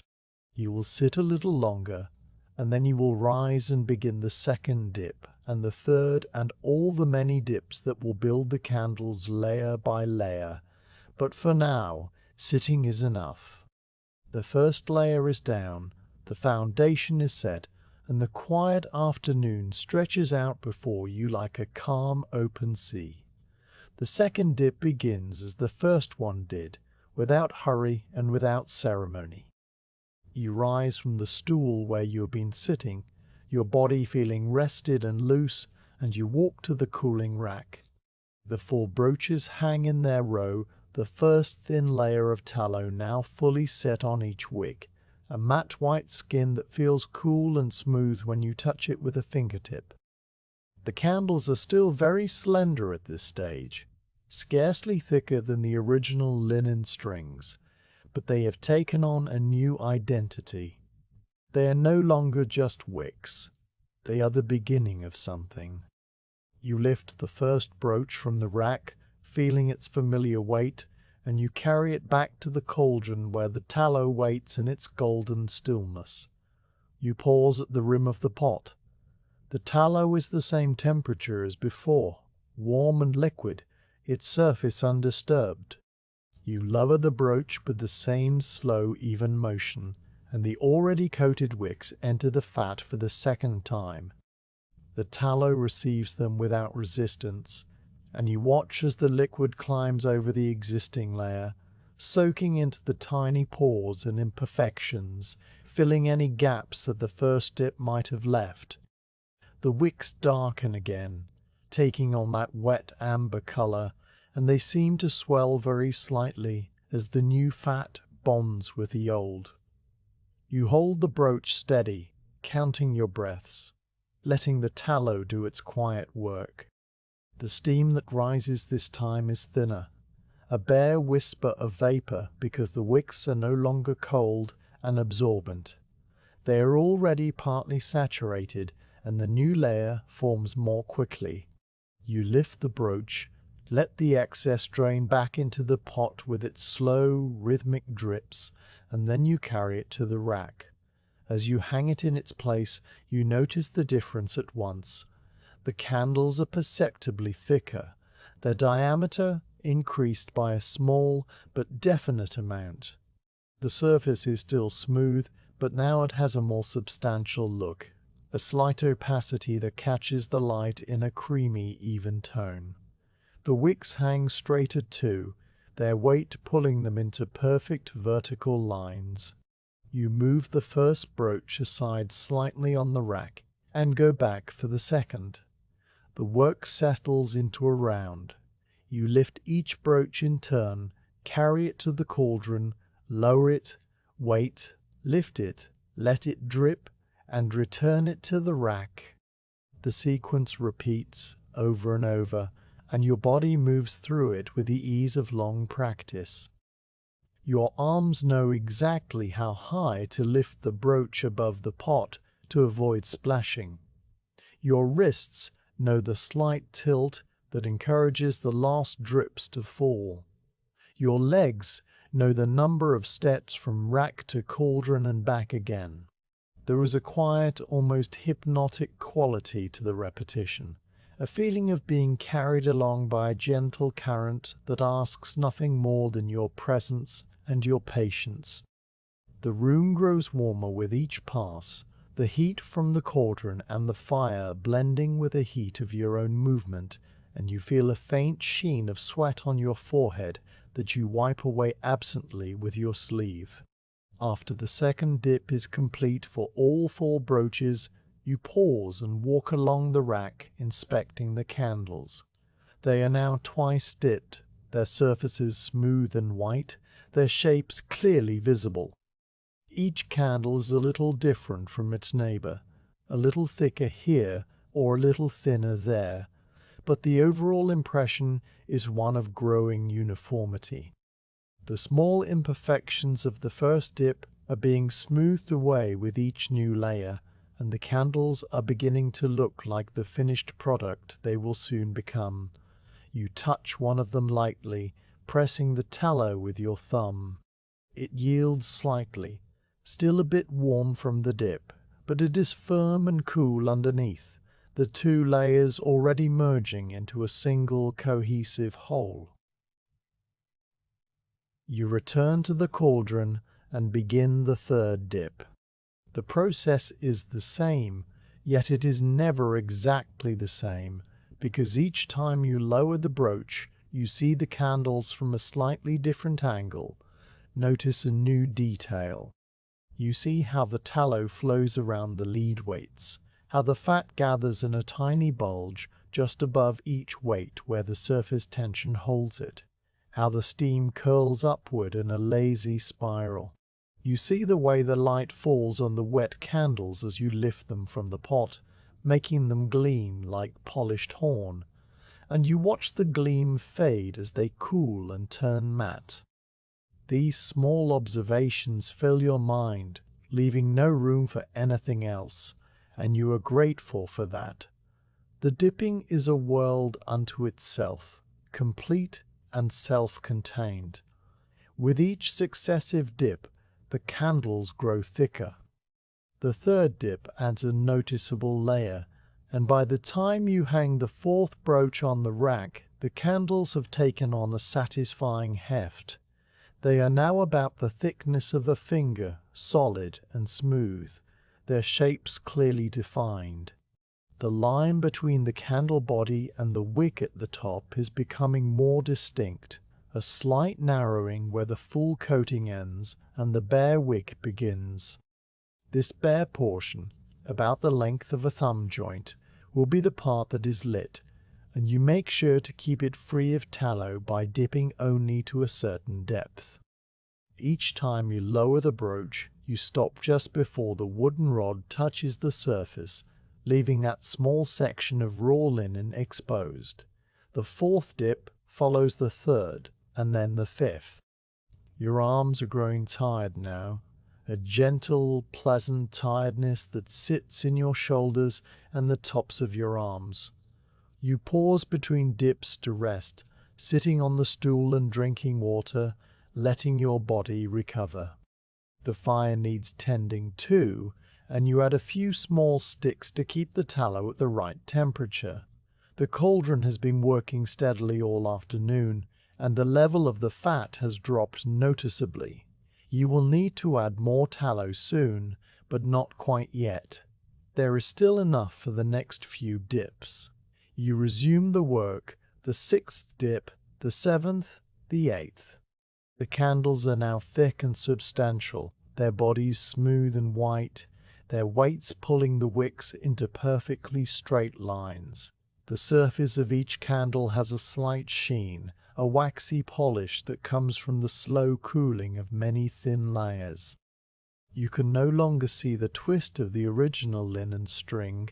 It is buried deep inside, surrounded by tallow hidden from view. The candles look as if they have always been this way, solid and complete. And it is hard to remember that they began as nothing more than a few coils of string hanging on the wall. But the work is not finished. You know by the feel of the brooch in your hands whether the candles have reached their proper thickness. You have dipped enough candles in your life to know the right weight by instinct, and these are not quite there yet. They are close, but they need a few more dips to reach the standard size that is expected for household use. You lift the first brooch again, feeling its weight, judging it. The brooch is heavier now, the combined mass of 12 candles pulling down on the ash wood. You lower it into the tallow for the 9th time, and you notice how the fat clings a little differently now. The candles are so thick that they displace more tallow, and the liquid rises slightly around them as they enter. The drips take longer to fall when you lift the brooch, the tallow hanging in thick, slow drops that stretch and then release. The steam is nearly gone, just the faintest wisp, because the candles are now mostly cool tallow and the new layer is very thin.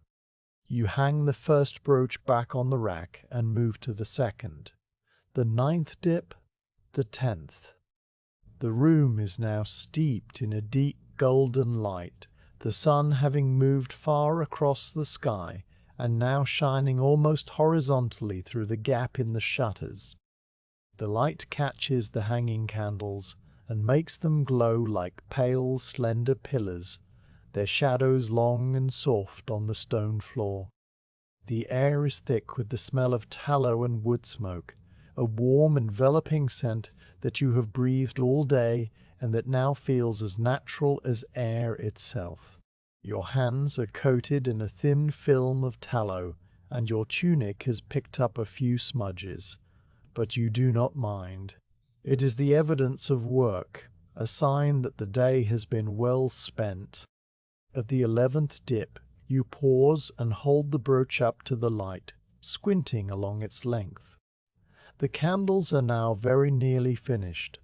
Their thickness is even from top to bottom, with only the slightest taper where the wick emerges.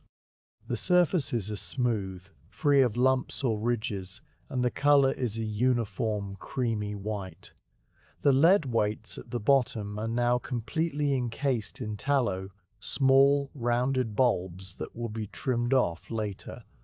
You rotate the brooch slowly, checking each candle one by one.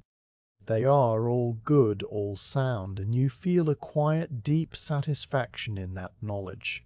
The 12th and final dip will finish them. You carry the brooch to the cauldron for the last time. The tallow is lower still, and you have to tilt the pot slightly, using the paddle to deepen the liquid at one side so that the candles can be fully submerged. This final dip is a gentle one, a slow lowering and a slow raising, almost ceremonial in its care.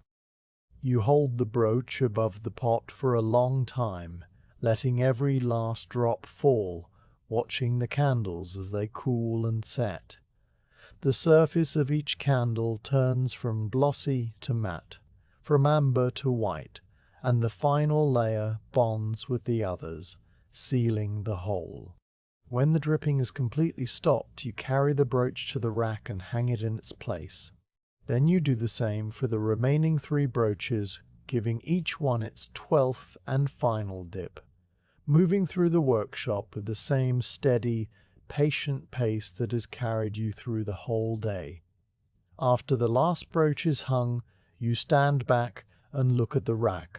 It is full now, heavy with finished candles, 4 brooches each bearing a dozen clean white dips. They hang in perfect rows, their bodies straight and smooth, their wicks trimmed and ready, and the late afternoon light falls upon them in a warm golden wash that makes them seem to glow from within. The sight is a quiet triumph, not a loud or proud one, but the kind that settles deep in your chest and warms you from the inside. You have done this 1,000 times before, and yet each time the finished candles bring the same calm, steady pleasure, the knowledge that you have made something useful and good. You sit down on the stool and let your hands rest in your lap. They are tired now, the fingers slightly stiff from gripping the brooches, the palms calloused and warm. You flex them slowly, feeling the blood move, and then you fold them together and close your eyes for a moment. The sounds of the room wash over you, the soft murmur of the fire, the occasional pop of a dying ember, the faint creak of the cooling cauldron, and the very distant, almost heard sound of the town settling into evening. The candles hang behind your closed eyelids, a row of pale shapes imprinted on the darkness, and you breathe in the familiar scent of tallow and feel the weight of the day settle around you like a blanket. You open your eyes and rise. The candles are finished, but the work is not entirely done. There is still the trimming to attend to, the final shaping that will turn these dipped forms into proper candles ready for sale, but that can wait a little longer. For now, you simply stand in the middle of the cold stone room, surrounded by the fruits of your labor, and you let the quiet satisfaction of the moment fill you completely. The slow building of the candle is over, and the candles hang in their stillness, waiting for the next step, just as you are waiting, calm and unhurried, for the day to carry you gently toward its close. The finished candles hang on the cooling rack in 4 neat rows, their bodies thick and white and smooth from the 12 careful dips. They have been resting in the cool air of the workshop long enough for the final layer of tallow to set completely, and when you touch one with a fingertip, it feels firm and cool, with no tackiness or give. The late afternoon light falls across them in a long golden slant that makes their surfaces gleam like polished bone, and their shadows stretch down the stone wall in pale, wavering lines.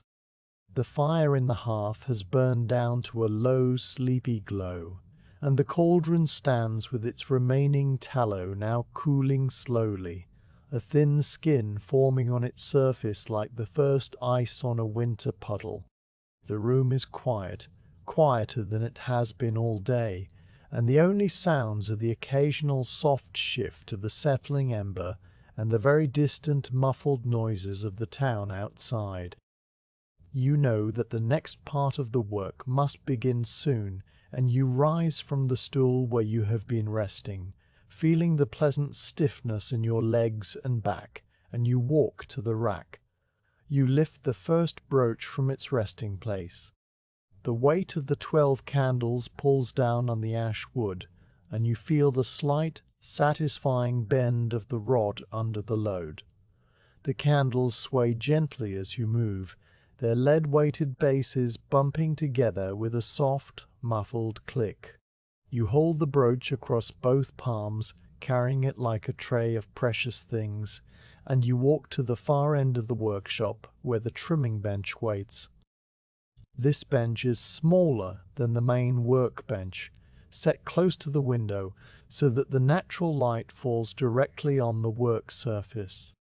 It is a low, sturdy table of oak, its top worn smooth by years of small, precise cuts, and it bears the faint scars of 1,000 trimming sessions, tiny grooves and scratches that catch the light in silver lines.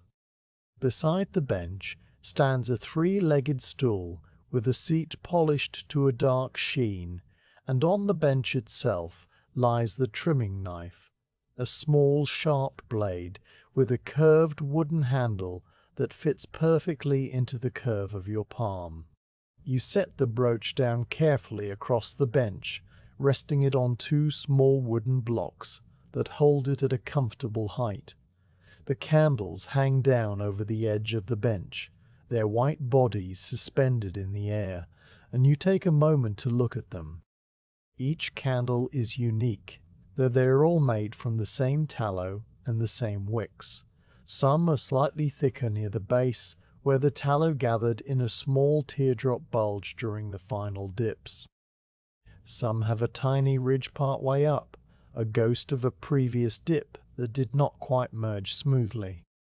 The tips of the wicks poke out from the tops, their linen fibers slightly frayed from the many immersions, and you can see where a few stray threads have escaped the twist and now stand out at odd angles.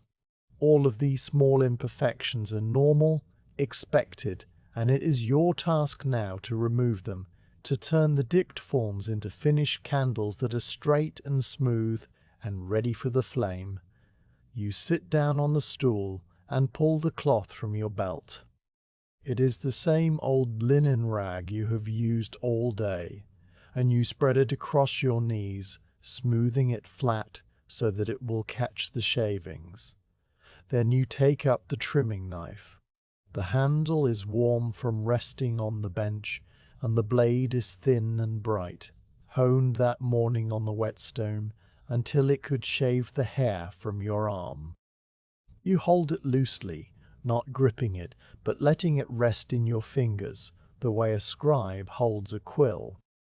There is a quiet pleasure in the feel of a sharp, well-made tool, a sense of readiness and capability, and you sit for a moment simply holding the knife, letting your hand remember its weight and its balance. You reach out with your left hand and take hold of the first candle on the brooch. Your fingers encircle its cool, smooth body, and you draw it gently toward you, tilting the brooch slightly so that the candle separates from its neighbors. The tallow is firm but not brittle, and it yields just enough to allow the movement without cracking.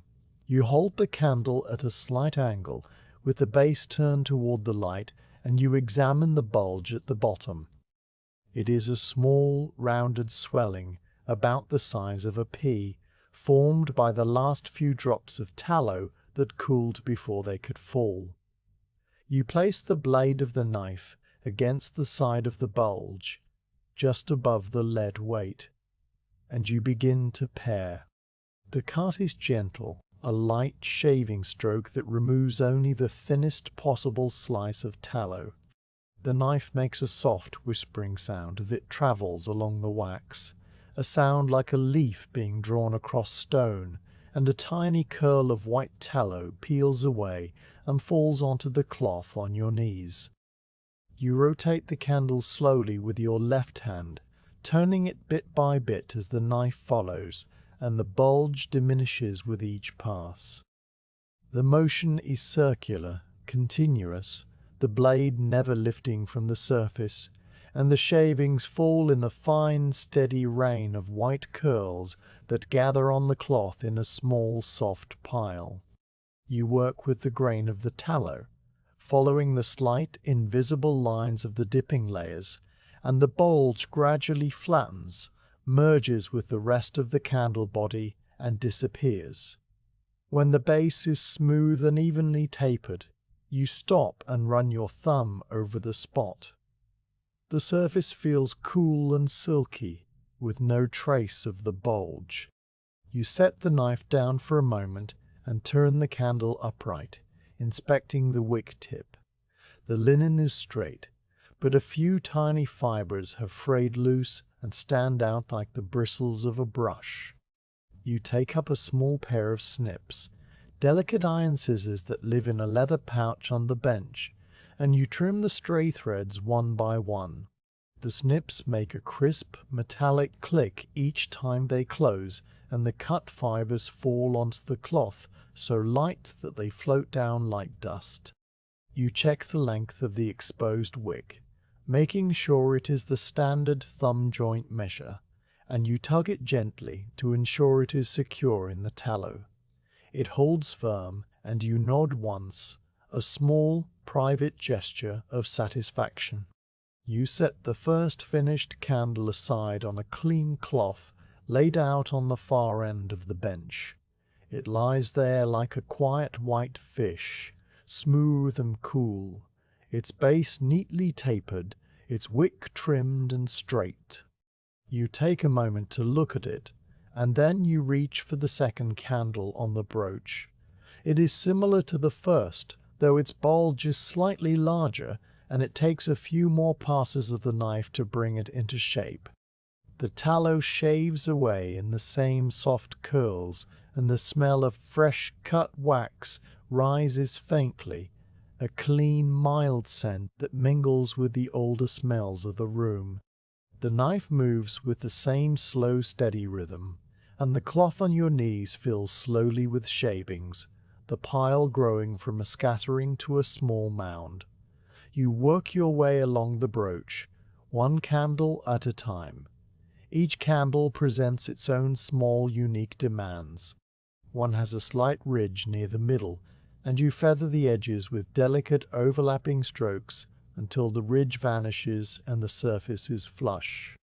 Another has a wick that leans slightly to one side, and you trim it carefully and then reshape the top of the candle with the knife so that the wick stands straight and true. A third candle has a small air bubble just under the surface, a tiny pocket that must have formed during one of the middle dips, and you open it gently with the tip of the knife and fill it with a smear of soft tallow from the shavings, smoothing it over until the repair is invisible. These small tasks are not challenges, they are simply part of the work, variations on a theme, and you meet each one with the same patient, unhurried attention. The light from the window shifts slowly as you work, the golden slant climbing higher up the wall and then beginning to fade into a softer, grayer tone. The sounds of the town outside change too, the daytime noises of carts and voices giving way to the quieter sounds of evening, the distant barking of a dog, the clang of a gate, the faint, melodic call of a bird settling for the night. Inside the workshop, the only sounds are the whisper of the knife, the soft thud of the candles being placed on the cloth, and the quiet rustle of the shavings as they pile up on your knees. You lose yourself in the rhythm of the trimming, your mind settling into that calm, open space where there is only the candle and the knife and the feel of the tallow under your fingers. After some time, you reach the last candle on the first brooch. It is a good candle, well formed and even, and it needs only the lightest touch of the knife to perfect its base. You pare the tiny bulge away with 2 quick, smooth strokes, trim the wick with a single snip, and then set it beside the others on the cloth. Now all 12 candles from the first brooch lie in a neat row, their white bodies aligned, their trimmed bases all facing the same direction. They look calm and orderly, like a choir of pale, slender figures waiting in silence. You lift the empty brooch from the bench and set it aside against the wall, and then you stand up and stretch, your back making a soft popping sound as you straighten. The cloth on your knees is heavy with shavings, and you fold it carefully, gathering the white curls into a compact bundle. You walk to the hearth and tip the shavings into the small clay pot that sits beside the cauldron. This pot collects all the trimmings and scraps, and later you'll return them to the tallow pot to be melted down and used again. Nothing is wasted, not the smallest curl or the tiniest wisp of fiber. You brush the remaining specks from the cloth and hang it back on your belt. Then you return to the cooling rack to fetch the second brooch. The second brooch holds 12 more candles, these ones equally thick and white, but with their own particular patterns of small imperfections. You carry the brooch to the trimming bench, set it across the blocks, and sit down again. Your hands resume their work almost automatically, the knife finding the bulges and ridges with the certainty of long practice. The shavings begin to fall once more, the tiny crisp sounds of the blade filling the quiet air, and the row of finished candles on the cloth grows longer. You trim the second brooch with the same patient care as the first, turning each candle in your fingers, feeling its surface, checking its wick. The afternoon has deepened into early evening, and the light through the window has taken on a bluish tint, the color of the sky just after sunset. You light a fresh rushlight from the embers of the fire and set it in the wall holder, and its small yellow flame casts a warm flickering glow over the bench, drawing your hands and the candles into soft relief. The third brooch comes next, and then the fourth. The work continues without pause, your hands moving through the familiar motions, the knife whispering its quiet song. By the time you reach the last candle on the last brooch, your fingers are slightly stiff and your eyes are tired, but there is a deep, quiet contentment in you that has nothing to do with energy or fatigue. You trim the final bulge with 2 slow, precise strokes, snip the last stray wick fiber, and place the 48th candle on the cloth. The trimming is done. You sit back on the stool and look at the finished candles. They lie in 4 neat rows on the cloth, their bodies smooth and straight, their bases evenly tapered, their wicks clean and upright. The rushlight flickers over them, making their surfaces dance with tiny points of light, and they look, in that moment, like something more than just tallow and string. They look like the promise of light, the quiet, patient possibility of flame and warmth, and the pushing back of the dark. You feel a swell of something that is not quite pride and not quite satisfaction, something simpler and deeper, the feeling of a task completed well and completely. You clean the trimming knife with the corner of the cloth, wiping the blade until it gleams, and you return it to its proper place on the bench. The snips go back into their leather pouch. The cloth is shaken out and folded, and the small clay pot of shavings is carried to the hearth and set beside the cauldron for later. The empty brooches are gathered and stacked against the wall, ready to be used again tomorrow. The trimming bench is left clean and tidy, its surface wiped free of any stray tallow crumbs. You stand in the middle of the workshop, surrounded by the quiet evidence of your labor, and you feel the day settling around you like a soft, heavy cloak. The candles are ready now, finished and complete, and all that remains is to carry them to the cooling room and let them harden further in the still, cold air. But that can wait a moment longer. For now, you simply stand and breathe and let the quiet of the evening fill you, a calm, steady peace that is as smooth and perfect as the candles themselves. The last candle has been trimmed, and now all 48 finished dips lie on the clean cloth spread across the workbench, their smooth white bodies glowing softly in the fading light. You stand for a moment looking at them, letting your eyes travel along the rows of neat, tapered shapes. Each candle is a small, quiet triumph, the result of many patient dips and careful cuts, and they are ready now to be taken to the cooling room, where they will harden into their final lasting form. The workshop is warm from the day's fire, but the cooling room is always colder. A still stone space where the air sits heavy and chill, and it is there that the candles will finish their journey. You begin to gather them into bundles. From a hook on the wall near the bench, you take down a hank of thin hemp twine, the kind used for tying bundles of finished goods.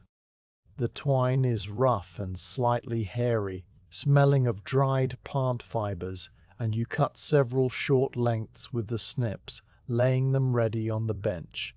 Then you pick up the first candle. It is cool and firm in your fingers, its surface like smooth ivory, and you set it on a square of clean linen cloth that you have spread out for wrapping. Beside it you place a second candle, then a third, aligning them so that their bases are even and their wicks all point the same way. A fourth candle joins them, then a fifth, and finally a sixth, making a neat bundle of half a dozen. You hold them together with one hand, feeling their collective weight, their coolness pressing against your palm, and with the other hand you take a length of twine and wrap it around the middle of the bundle. The twine bites gently into the tallow, just enough to hold the candles snug without marking them. You tie a simple knot, then a second for security, and snip the loose ends short. The bundle is firm and tidy, the candles nested together like the pipes of a small silent organ. You set the first bundle aside and begin on the second. The candles slide into place one by one, their surfaces brushing with a faint waxy whisper, and the twine goes around them in a slow, deliberate loop. Your fingers work the knot, pulling it tight with a steady pressure, and then you check the alignment of the wicks to make sure none have been bent in the tying. They are all straight, all true, and you set the second bundle beside the first.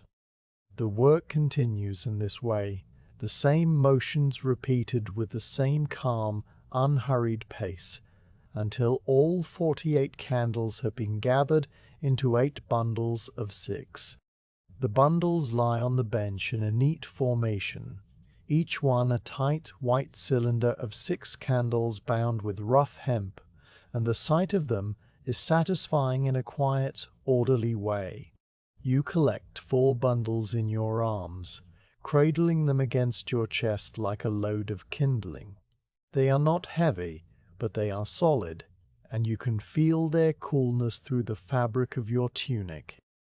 You turn and walk toward the small door at the far end of the workshop, a door that you have passed many times today, but not yet opened. It is a low, narrow door made of thick oak planks, and its iron hinges are dark with age. You lift the wooden latch, a simple bar that fits into a slot, and push the door inward.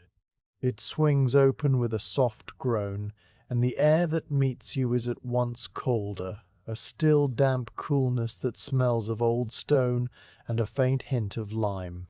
This is the cooling room, the small adjoining storeroom where the finished candles go to rest. You step through the doorway and into the dimness. The cooling room is a small square space, not much larger than a pantry, and its walls are of the same rough stone as the workshop. A single high window, set just under the eaves, lets in a square of pale silvery light that falls onto the opposite wall. The window has no shutter, only a lattice of thin wooden slats that keep out birds and leaves, but let the air flow freely. It is from this window that the cold seeps in, the outside air slipping through the gaps and settling in the room like water in a basin.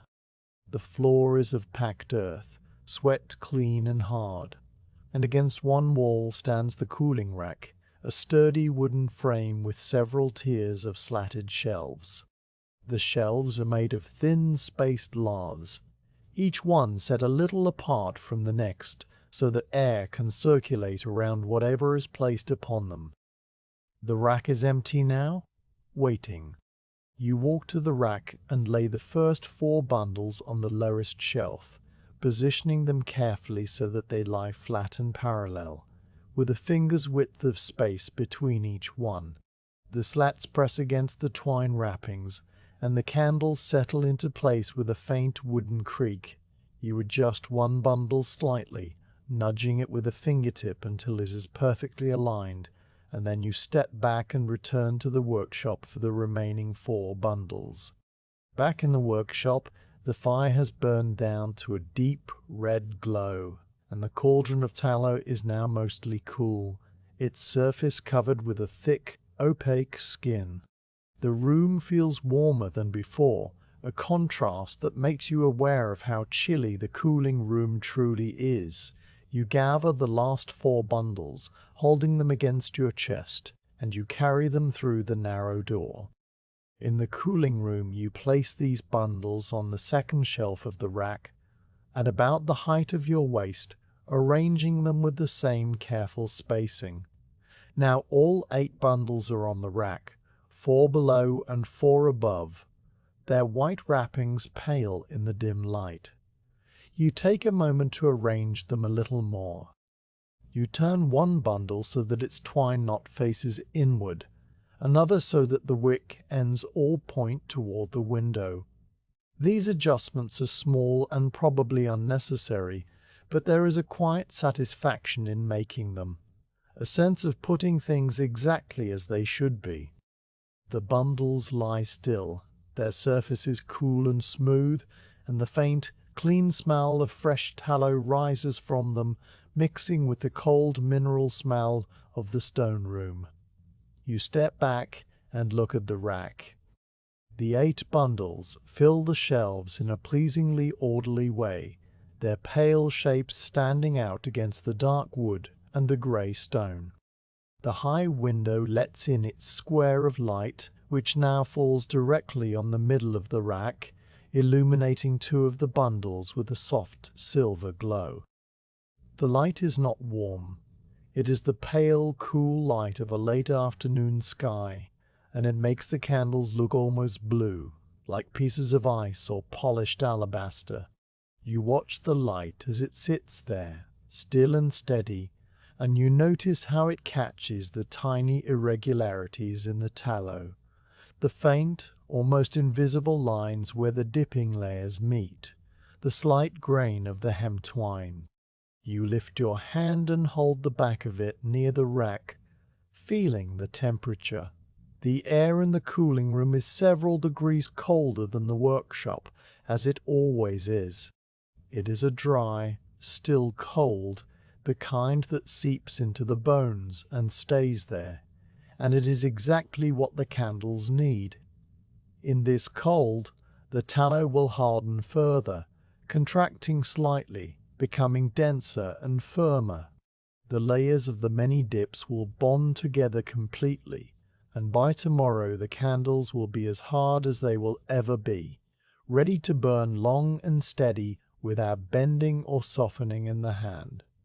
You know this from long experience, and the knowledge is a quiet comfort. You linger in the cooling room for a while, not because you need to, but because the stillness of the space is pleasant. The only sound is the very distant murmur of the town, a low, continuous hum that comes through the high window like the sound of the sea in a shell.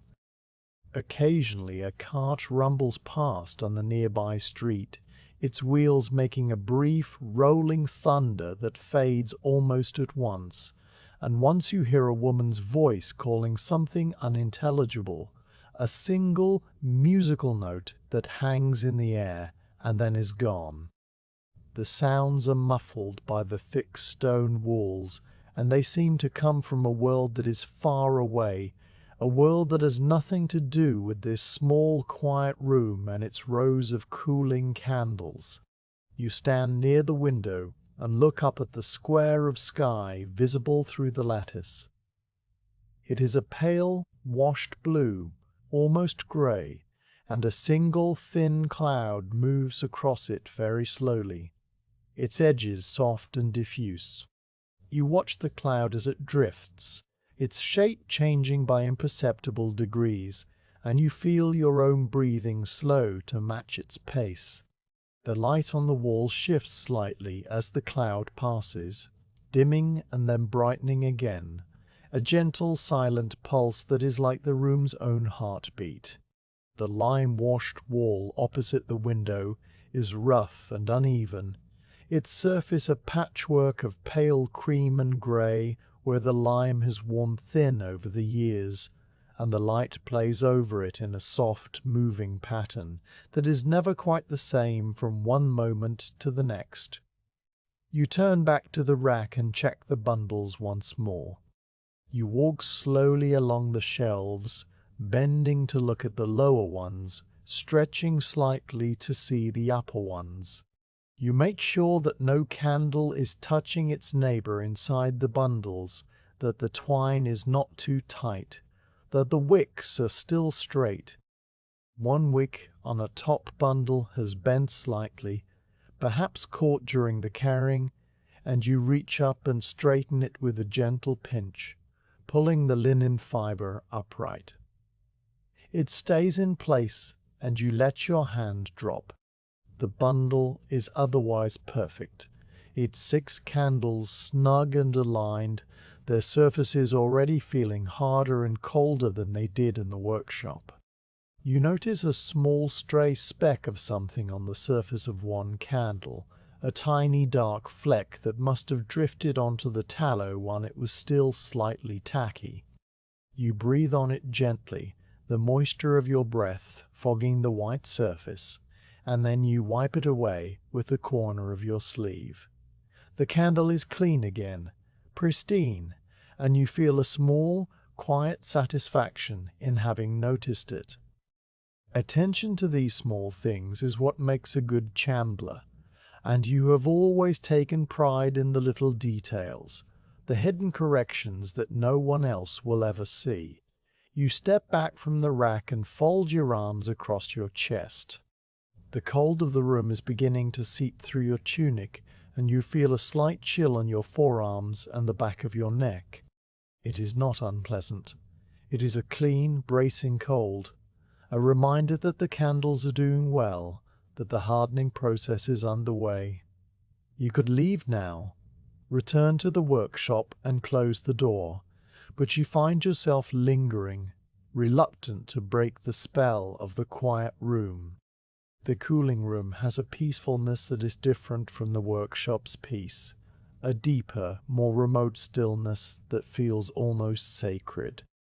It is a place of waiting, of slow, invisible transformation, and you feel a kinship with the candles as they sit in the cold, completing their long journey from liquid fat to solid light. You walk to the wall and place your palm flat against the stone. The surface is rough and very cold, granular under your skin, and you can feel the mass of the wall behind it, the thickness of the masonry that holds the chill of the night even through the warmest part of the day.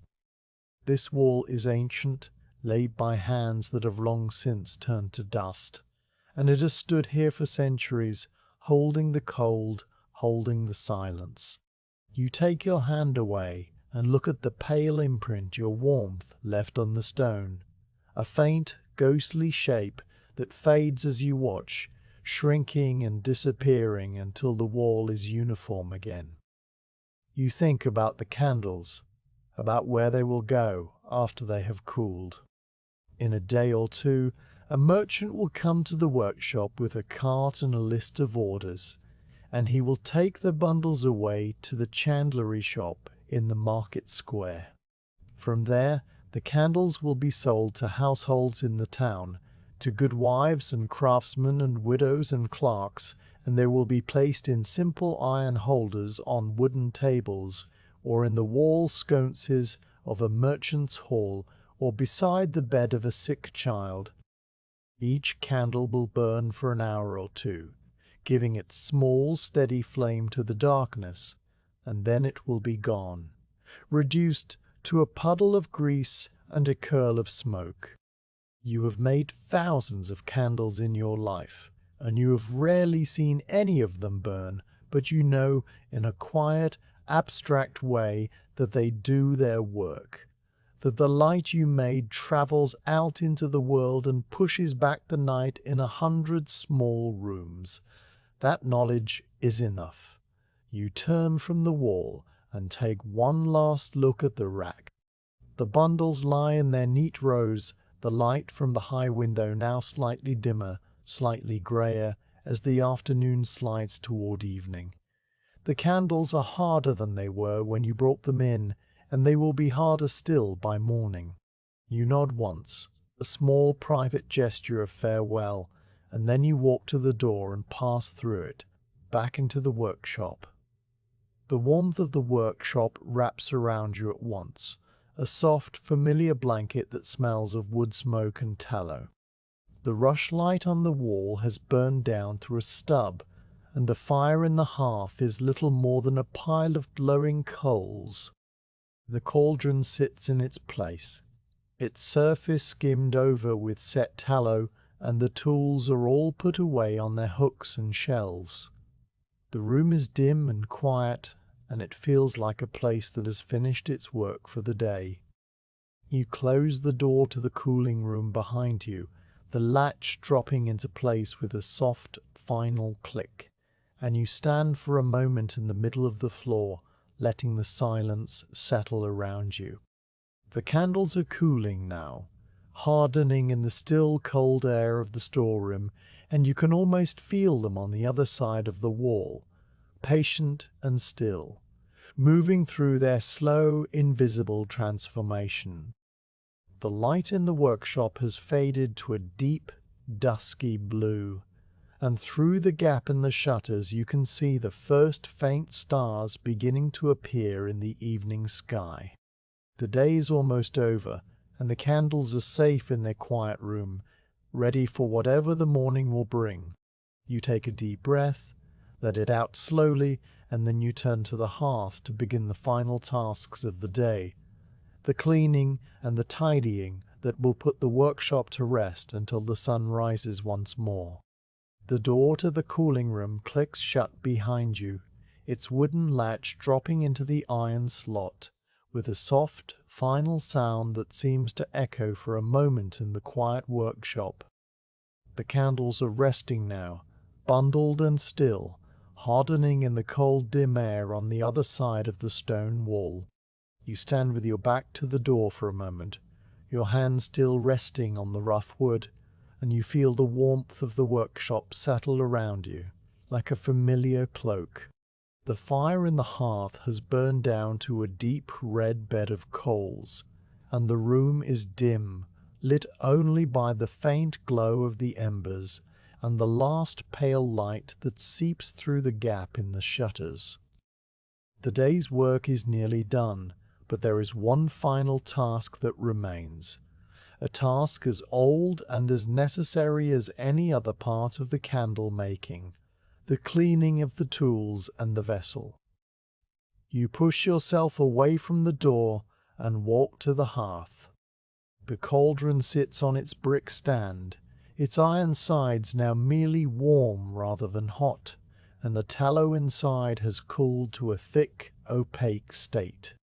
A smooth, pale skin covers the surface, like the ice on a winter puddle, and around the edges where the fat meets the iron, the tallow has begun to solidify into a soft, waxy ring.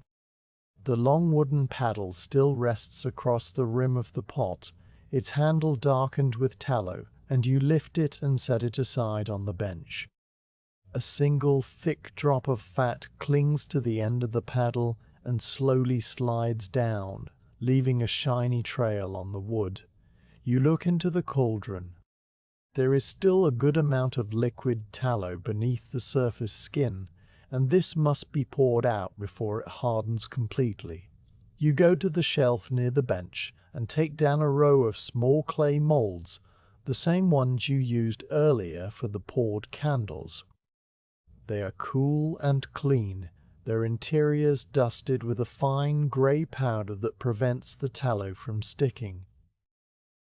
You arrange them in a neat row on the stone floor near the hearth, placing them close together so that you can pour without spilling.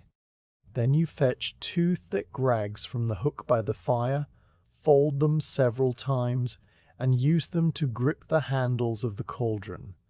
The pot is still warm, and the heat seeps through the rags and into your palms as you take hold of the iron handles.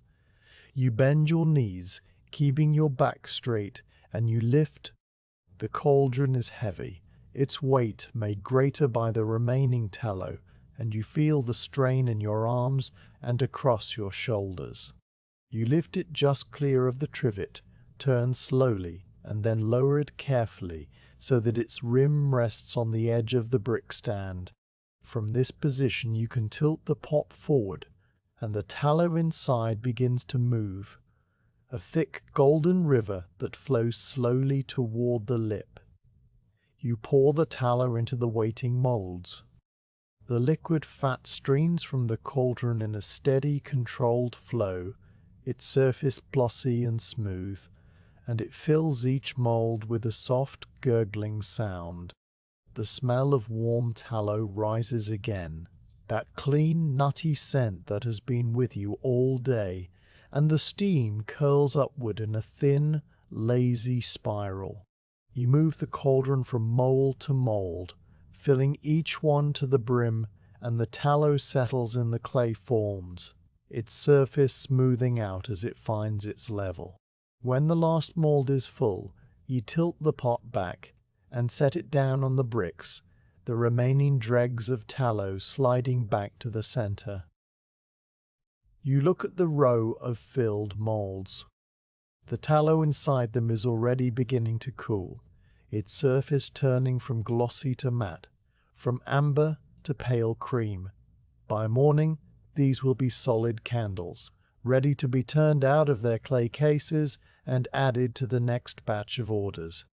You leave them on the floor, spaced evenly, and you make a mental note to check on them before you lock up for the night.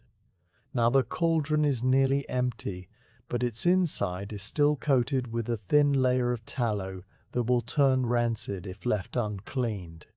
You fetch the bucket from its place near the water jar. It is a sturdy wooden pail, bound with iron hoops, and it is half full of cold water from the well. You carry it to the hearth and set it down beside the cauldron. Then you take up a handful of coarse sand from a clay pot on the shelf. The sand is grey and gritty, mixed with fine ash from the hearth, and it feels rough and cold in your palm.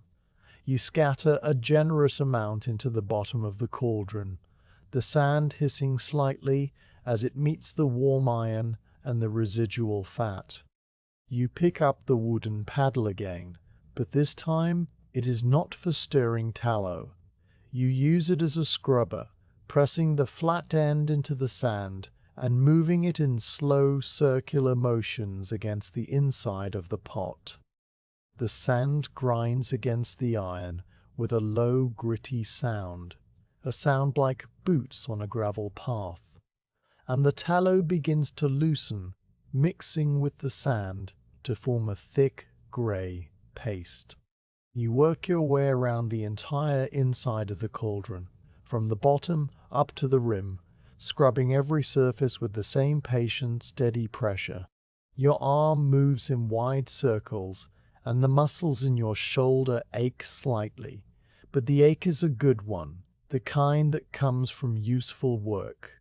You pause and inspect the surface. The iron is beginning to show through the paste, its dark, pitted surface emerging clean and bare. You add a little more sand to a stubborn spot near the bottom, where the tallow has caked on in a thin, hard layer, and you scrub it with smaller, more vigorous motions until the iron is smooth to the touch. The sound of the scrubbing fills the quiet room, a rhythmic, scratching noise that is oddly soothing, a counterpoint to the soft murmur of the dying fire. When the whole interior feels clean and smooth under your fingers, you set the paddle aside and lift the bucket. You pour a stream of cold water into the cauldron, directing it around the side so that it washes the sand and tallow paste down to the bottom. The water turns grey and cloudy at once, swirling with grit and small globules of fat, and you use the paddle to agitate the water, loosening any remaining bits.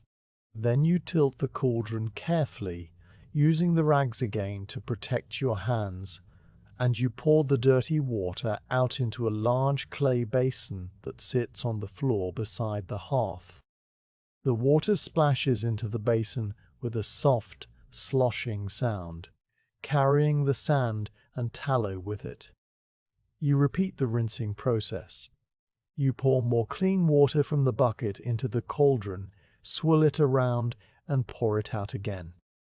With each rinse, the water runs cleaner, shifting from murky grey to pale grey to almost clear. You run your hand around the inside of the pot, feeling for any remaining greasiness. The iron is smooth and cool and clean, its surface bare and slightly rough, with no trace of the tallow that coated it all day.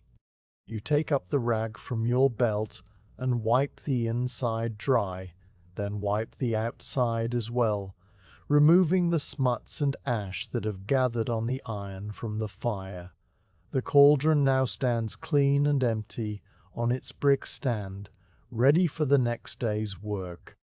You carry the clay basin of dirty water to the yard door, lift the latch, and step outside. The evening air is cool and fresh, a clean, sharp contrast to the warm, tallow-scented air of the workshop. The sky has deepened to a soft, dusky blue, and the first stars are visible, tiny points of white light scattered across the heavens. You walk to the corner of the yard where a shallow drain is cut into the cobbles, and you pour the dirty water onto the stones. It spreads in a grey fan and then trickles away into the drain, disappearing with a quiet gurgling sound.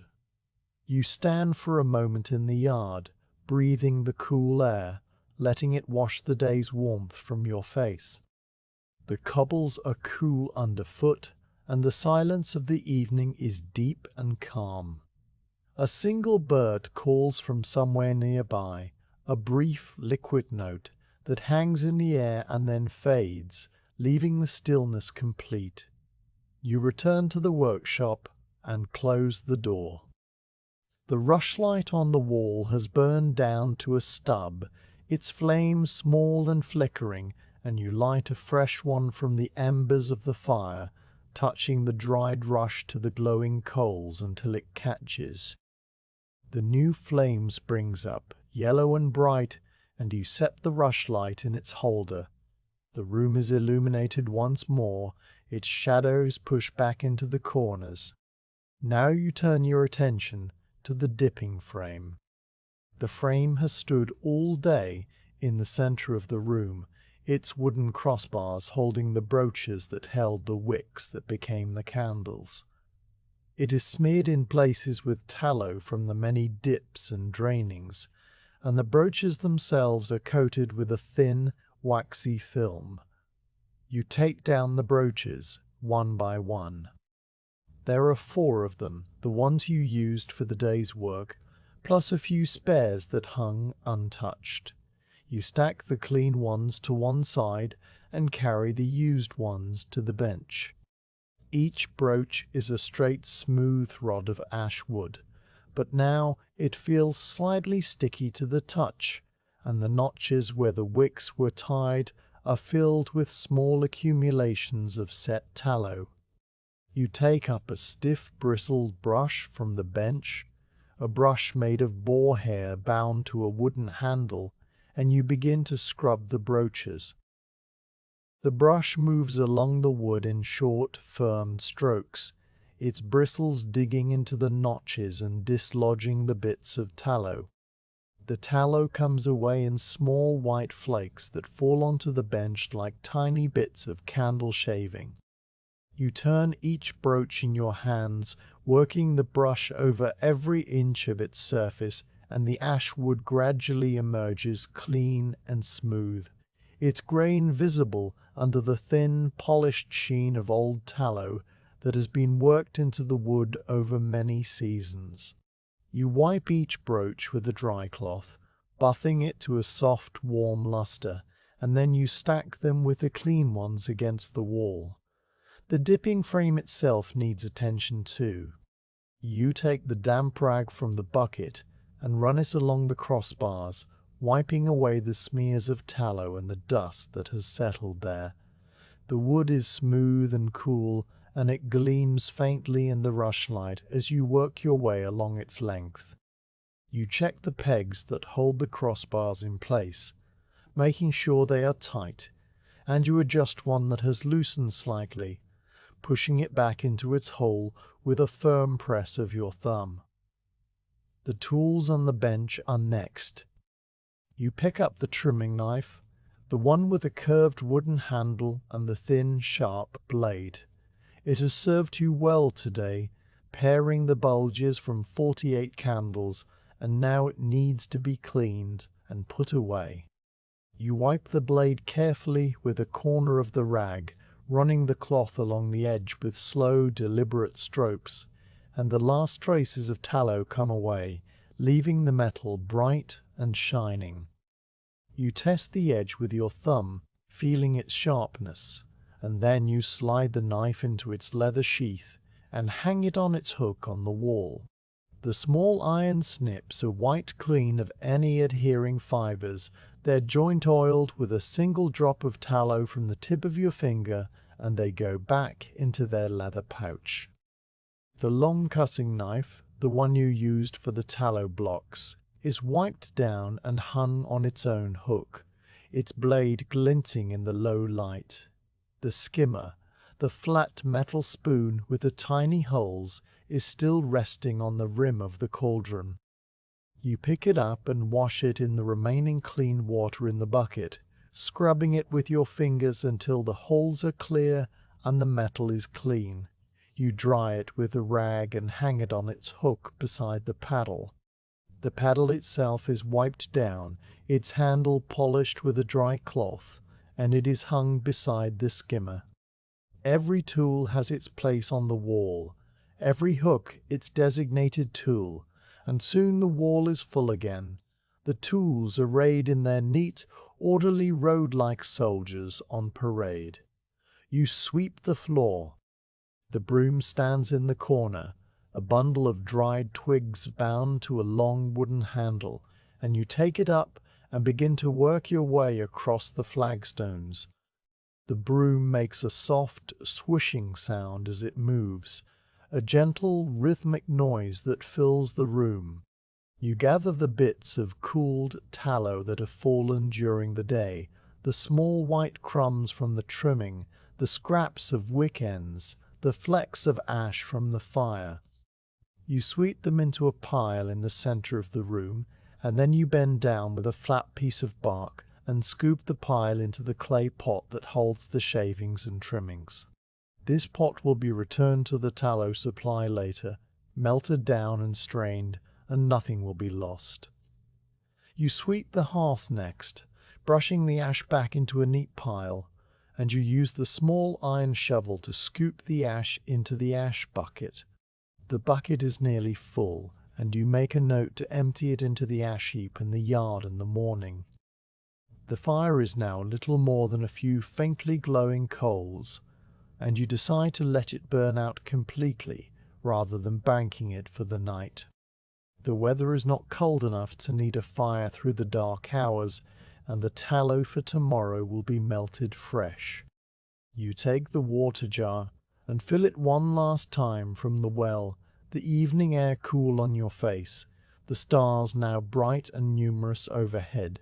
You carry the full jar back inside and set it on the bench, covering its mouth with a clean cloth.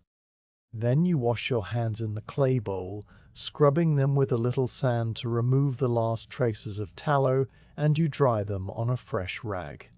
Your hands feel clean and smooth, the skin slightly dry from the day's work, and you flex your fingers, feeling the pleasant tiredness in the joints. The workshop is now clean and tidy. The cauldron is empty and dry, the tools are all in their places, the floor is swept, the hearth is cleared, and the cooling room is full of resting candles. The everyday heroes whose the faint and lingering smell of tallow and wood smoke, a smell that will never fully leave these stone walls. You stand in the middle of the room and look around, a slow sweeping glance that takes in every corner, every shelf, every hook. There is a deep, quiet satisfaction in seeing everything in order, a sense of completion that settles in your chest like a warm stone. You walk to the bench and pick up the rushlight. Its flame is still burning steadily, a small yellow tongue of fire that dances gently in the draught. You hold it up and take one last look at the workshop, the familiar shapes of the cauldron and the frame, and the bench, the dark rafters overhead, the worn flagstones underfoot. The room is ready for the night, ready for the long, cold hours of darkness when nothing will move and nothing will change. Tomorrow you will return and begin again, but for now the work is done. The tools are clean, and the quiet of the evening is waiting for you. The workshop is clean. The floor has been swept. The tools are all in their places on the wall. The cauldron stands empty and dry on its brick stand, and the dipping frame waits with its empty crossbars like a patient skeleton. The cooling room door is closed, the latch seated firmly in its slot, and on the other side of the stone wall the bundled candles rest in their dark, cold stillness, hardening by imperceptible degrees. The fire in the hearth has died down to a single wavering ember that glows orange and then grey, like a slow, tired heartbeat. The rushlight on the wall still burns, its small flame steady and yellow, and it casts a pool of warm light that reaches across the bench and touches the edge of the stool. The room is quieter now than it has been all day, a deep, settled quiet that seems to have weight and presence, as if the stones themselves are holding their breath. You stand in the middle of this quiet, your hands loose at your sides, and you feel the day settling around you like the layers of tallow on a finished candle. Each moment a thin, smooth coat that hardens into the past. You walk slowly to the cooling room door and place your palm against the wood. It is cool and dry, and through it you can feel the faint, distant chill of the room beyond, the cold air that sits heavy on the bundles of candles. There is no sound from inside, no movement, nothing but the slow, invisible work of the tallow as it contracts and firms. You stand there for a moment, your hand on the door, And you think about the candles in their tidy bundles, their white bodies smooth and perfect, their wicks trimmed and straight. They have been your companions through this long, slow day, and now they are resting, and soon you will rest too. You take your hand away and turn from the door, your footsteps soft on the flagstones as you cross to the bench. On the bench lies a single candle, one that you set aside earlier, not quite perfect enough for the merchant's order, but perfectly good for your own use. It has a slight wave in its body, a gentle, shallow curve that came from an uneven cooling during one of the middle dips, and its base is a little thicker on one side than the other. But it is still a good candle, solid and white, with a straight wick and a clean surface, and it will burn just as well as any other. You pick it up and hold it in your palm, feeling its cool, smooth weight. It is the last candle of the day, the 49th, the one that will light your way as you close the workshop and prepare to leave. You carry the candle to the hearth. The iron candle holder sits on the mantel shelf, a simple thing of black metal with a round base and a straight stem topped by a small cup. You have had this holder for many years, and its surface is worn smooth in places where your fingers have touched it, the iron taking on a dark, polished sheen. You fit the candle into the cup, pressing it down gently until it stands firm and upright.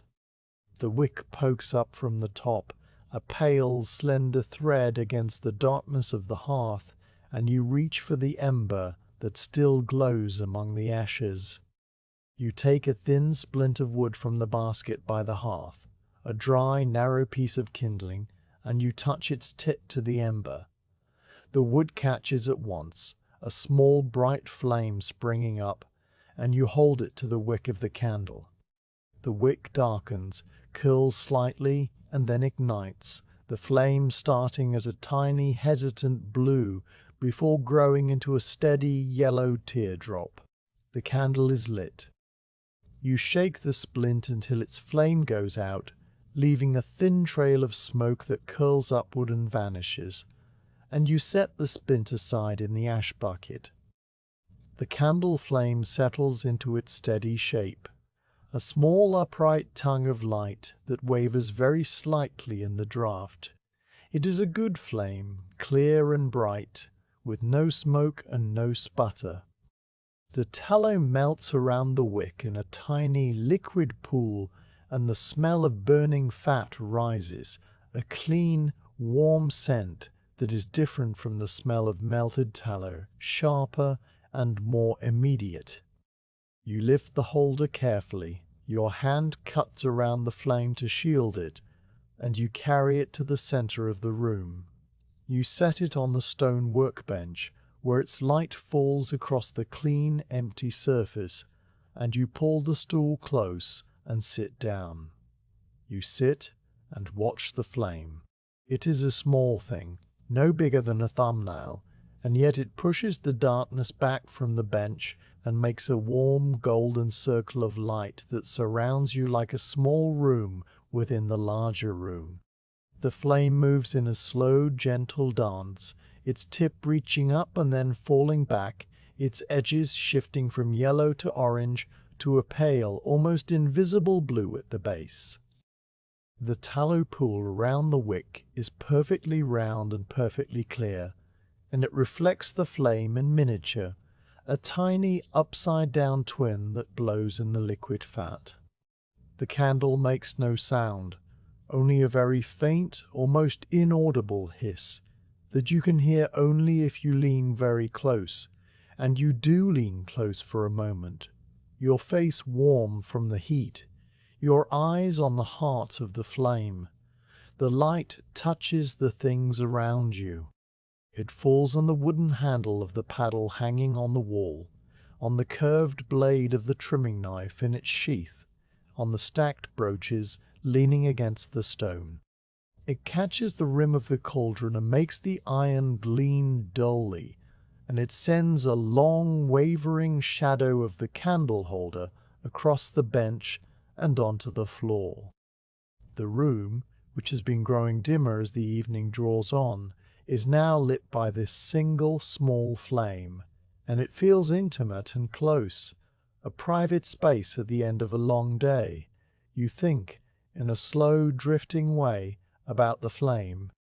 It is burning now, consuming the tallow that you rendered and melted and dipped and trimmed, turning it into heat and light and a thin, invisible smoke. The tallow that took hours to make will burn away in a few hours, and by morning the candle will be a stub, its wick a curl of ash, its holder full of cooled grease. But that is the purpose of a candle, and you have never felt any sadness in its burning. A candle is made to be lit, to give its small steady gift to the darkness, and then to be gone. You have made thousands of candles, and each one has carried a little piece of your work out into the world, into rooms you will never see, into the hands of people you will never know. The thought is not a proud one. It is simply a fact, a quiet, comfortable truth that sits in your mind like a stone in a stream. The flame dips suddenly, caught by a small draught from the shutters, and then it recovers, standing straight again. You cup your hand around it, feeling the warmth on your palm, and the flame steadies. The room is so quiet now that you can hear the soft, distant hoot of an owl somewhere outside, a single low note that drifts through the evening air and fades. The town is settling into its nighttime rhythms, the streets emptying, the doors closing, the windows being shuttered one by one. The world outside is going to sleep, and soon you will go too, but not quite yet. There is still a small final ritual to perform, the closing of the workshop, the locking of the door. You let the candle burn a little longer while you sit, your hands resting on your knees, your breathing slow and even.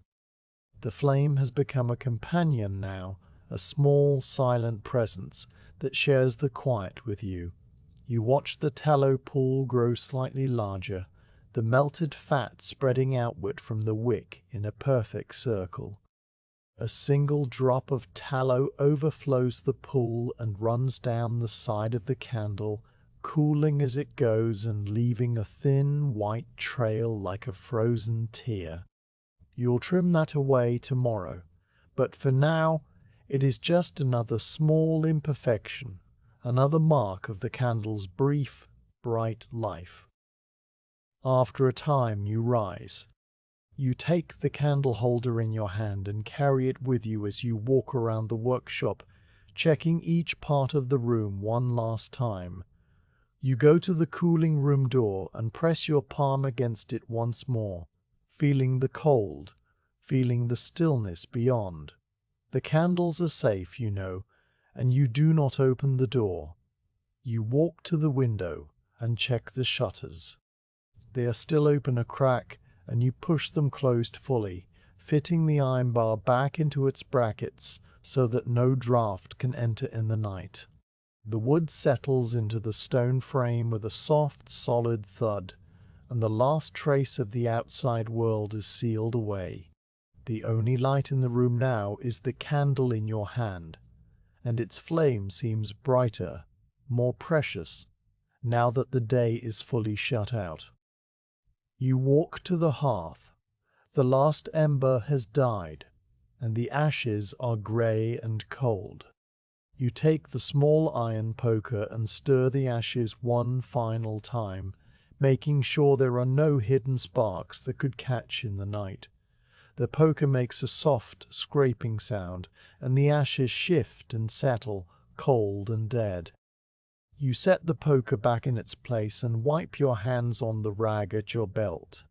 The hearth is safe, and the room is safe, and soon you will leave it to the darkness and the silence. You walk to the bench and look at the tools on the wall. They are all there, hanging in their neat row, their shapes familiar and reassuring. The long knife, the trimming knife, the skimmer, the paddle, the snips, the brush. They have served you well today, and they will serve you again tomorrow, and the day after that, and all the days to come. You touch the handle of the trimming knife lightly, feeling its smooth, warm wood, and then you let your hand drop. The tools are at rest, and so are you. You walk to the center of the room and stand still. The candle in your hand casts your shadow on the far wall, a tall, dark shape that moves when you move, and for a moment you simply stand there, looking at the room that has held you all day. The stone walls are dark and damp, the rafters lost in shadow, the floor worn smooth by years of footsteps. The air smells of tallow and wood smoke, and the faint, clean scent of the cold night that waits outside. This room has been your world since dawn, a small enclosed universe of fire and fat and string, and you feel a quiet, deep affection for it, the kind of affection that comes from long familiarity and steady, useful work. You lift the candle and hold it up, letting its light reach into the corners of the room. The light touches the bundles of spare wick cord on the shelf, the coils hanging from their pegs, the tallow cloths folded neatly on the bench. It touches the clay molds on the floor near the hearth, the tallow inside them now fully set, their surfaces smooth and pale. It touches the dipping frame, its empty crossbars like the ribs of a quiet animal. Everything is in its place, everything is ready for the morning, and there is nothing left to do. You walk to the door. The heavy oak door stands closed against the night, its iron bands dark and solid. You set the candle holder on the small shelf beside the door, a shelf that holds a few odds and ends, and you take your wool cloak from its peg. The cloak is thick and heavy, dyed a dark earthy brown, and it smells of wool and wood smoke. You wrap it around your shoulders, fastening the simple bone clasp at your throat, and the warmth of the fabric settles over you. You pull the hood up over your head, and the edges of the hood frame your face, blocking out the draught from the door. Now you stand before the candle, looking at it one last time. The flame is still burning steadily, a small bright star in the dim room. You have watched this flame since you lit it, and you have watched many flames before it, and each one has been a small, quiet farewell to the day. You lean forward, your face close to the flame, and you purse your lips. You blow gently, a soft, steady breath, and the flame bends away from you, flattens, and goes out. The thin trail of smoke rises from the wick, a pale, curling ribbon that twists upward and then fades into the darkness. The smell of the extinguished wick is sharp and acrid for a moment, and then it too fades, leaving only the familiar scent of tallow and stone. The room is dark now, completely dark, the kind of darkness that is thick and absolute, like being under water. You stand still, letting your eyes adjust, and gradually the faintest outlines of the room emerge, the pale grey rectangle of the shuttered window, the bulk of the cauldron, the line of the bench. The darkness is not frightening, it is peaceful, a soft, enveloping blanket that wraps the room in stillness. You reach out and touch the door, finding the iron handle by memory, and you pull it open. The night air rushes in, cold and clean, smelling of damp earth and distant wood smoke, and the faint green scent of the fields beyond the town. The sky overhead is vast and dark, scattered with stars, and a thin crescent moon hangs low in the west, its pale light casting faint shadows on the cobbles of the yard, You step outside and pull the door closed behind you. The familiar heavy thud of the oak settling into its frame is the last sound the workshop makes, and then it is silent. You take the iron key from the pouch at your belt. The key is old and heavy, its surface worn smooth by years of turning in the lock. You fit it into the keyhole, feeling the familiar, slight resistance of the wards engage, and you turn it slowly. The lock clicks, a deep, solid sound that echoes in the quiet yard, and the door is now firmly closed, the workshop sealed against the night. You pull the key out and drop it back into your pouch, and you stand for a moment with your hand on the rough wood of the door. Behind the door, the stone room sits in complete darkness. The cauldron is cold, the fire is out, the tools are on their hooks, and the candles are in their bundles in the cooling room, growing harder and colder with each passing hour. The faint smell of tallow lingers in the air, and it will still be there in the morning when you return, a familiar, welcoming scent that will greet you as you open the door and light the first rushlight. The room holds the memory of your steady hands, the rhythm of the dipping, the quiet patience of the long afternoon, and it will hold that memory through the night, a silent, waiting presence. You turn from the door and walk across the yard. The cobbles are cool under your shoes, and the starlight is just bright enough to show you the way. The town is quiet, the houses dark, the streets empty. A single dog barks in the distance, a brief muffled sound that is swallowed by the night, and then the silence returns, deep and complete.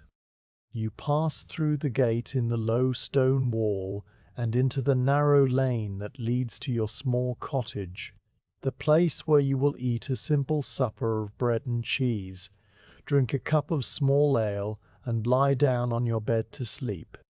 As you walk, you think about the morning.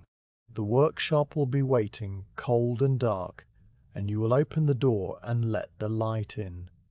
You will build the fire under the cauldron, cut the tallow, tie the wicks, and begin the slow, patient work of dipping once more. The same rhythms will carry you through the day, the same quiet satisfaction will fill your chest, and at the end of it all you will light a single candle and watch its flame before you close the door and lock it behind you. It is a simple life, a life of small, careful acts and long, patient hours, and you would not trade it for any other. The lane opens onto the small square where your cottage stands, its thatched roof dark against the starry sky. You push open the wooden gate, cross the tiny garden, and open your own door. The familiar smell of dried herbs and old wood greets you, and you step inside, closing the door on the night. Behind you, across the lane and through the wall, the workshop sits in its cold, quiet darkness, holding the faint smell of tallow and the memory of your steady hands, ready to be filled again when you return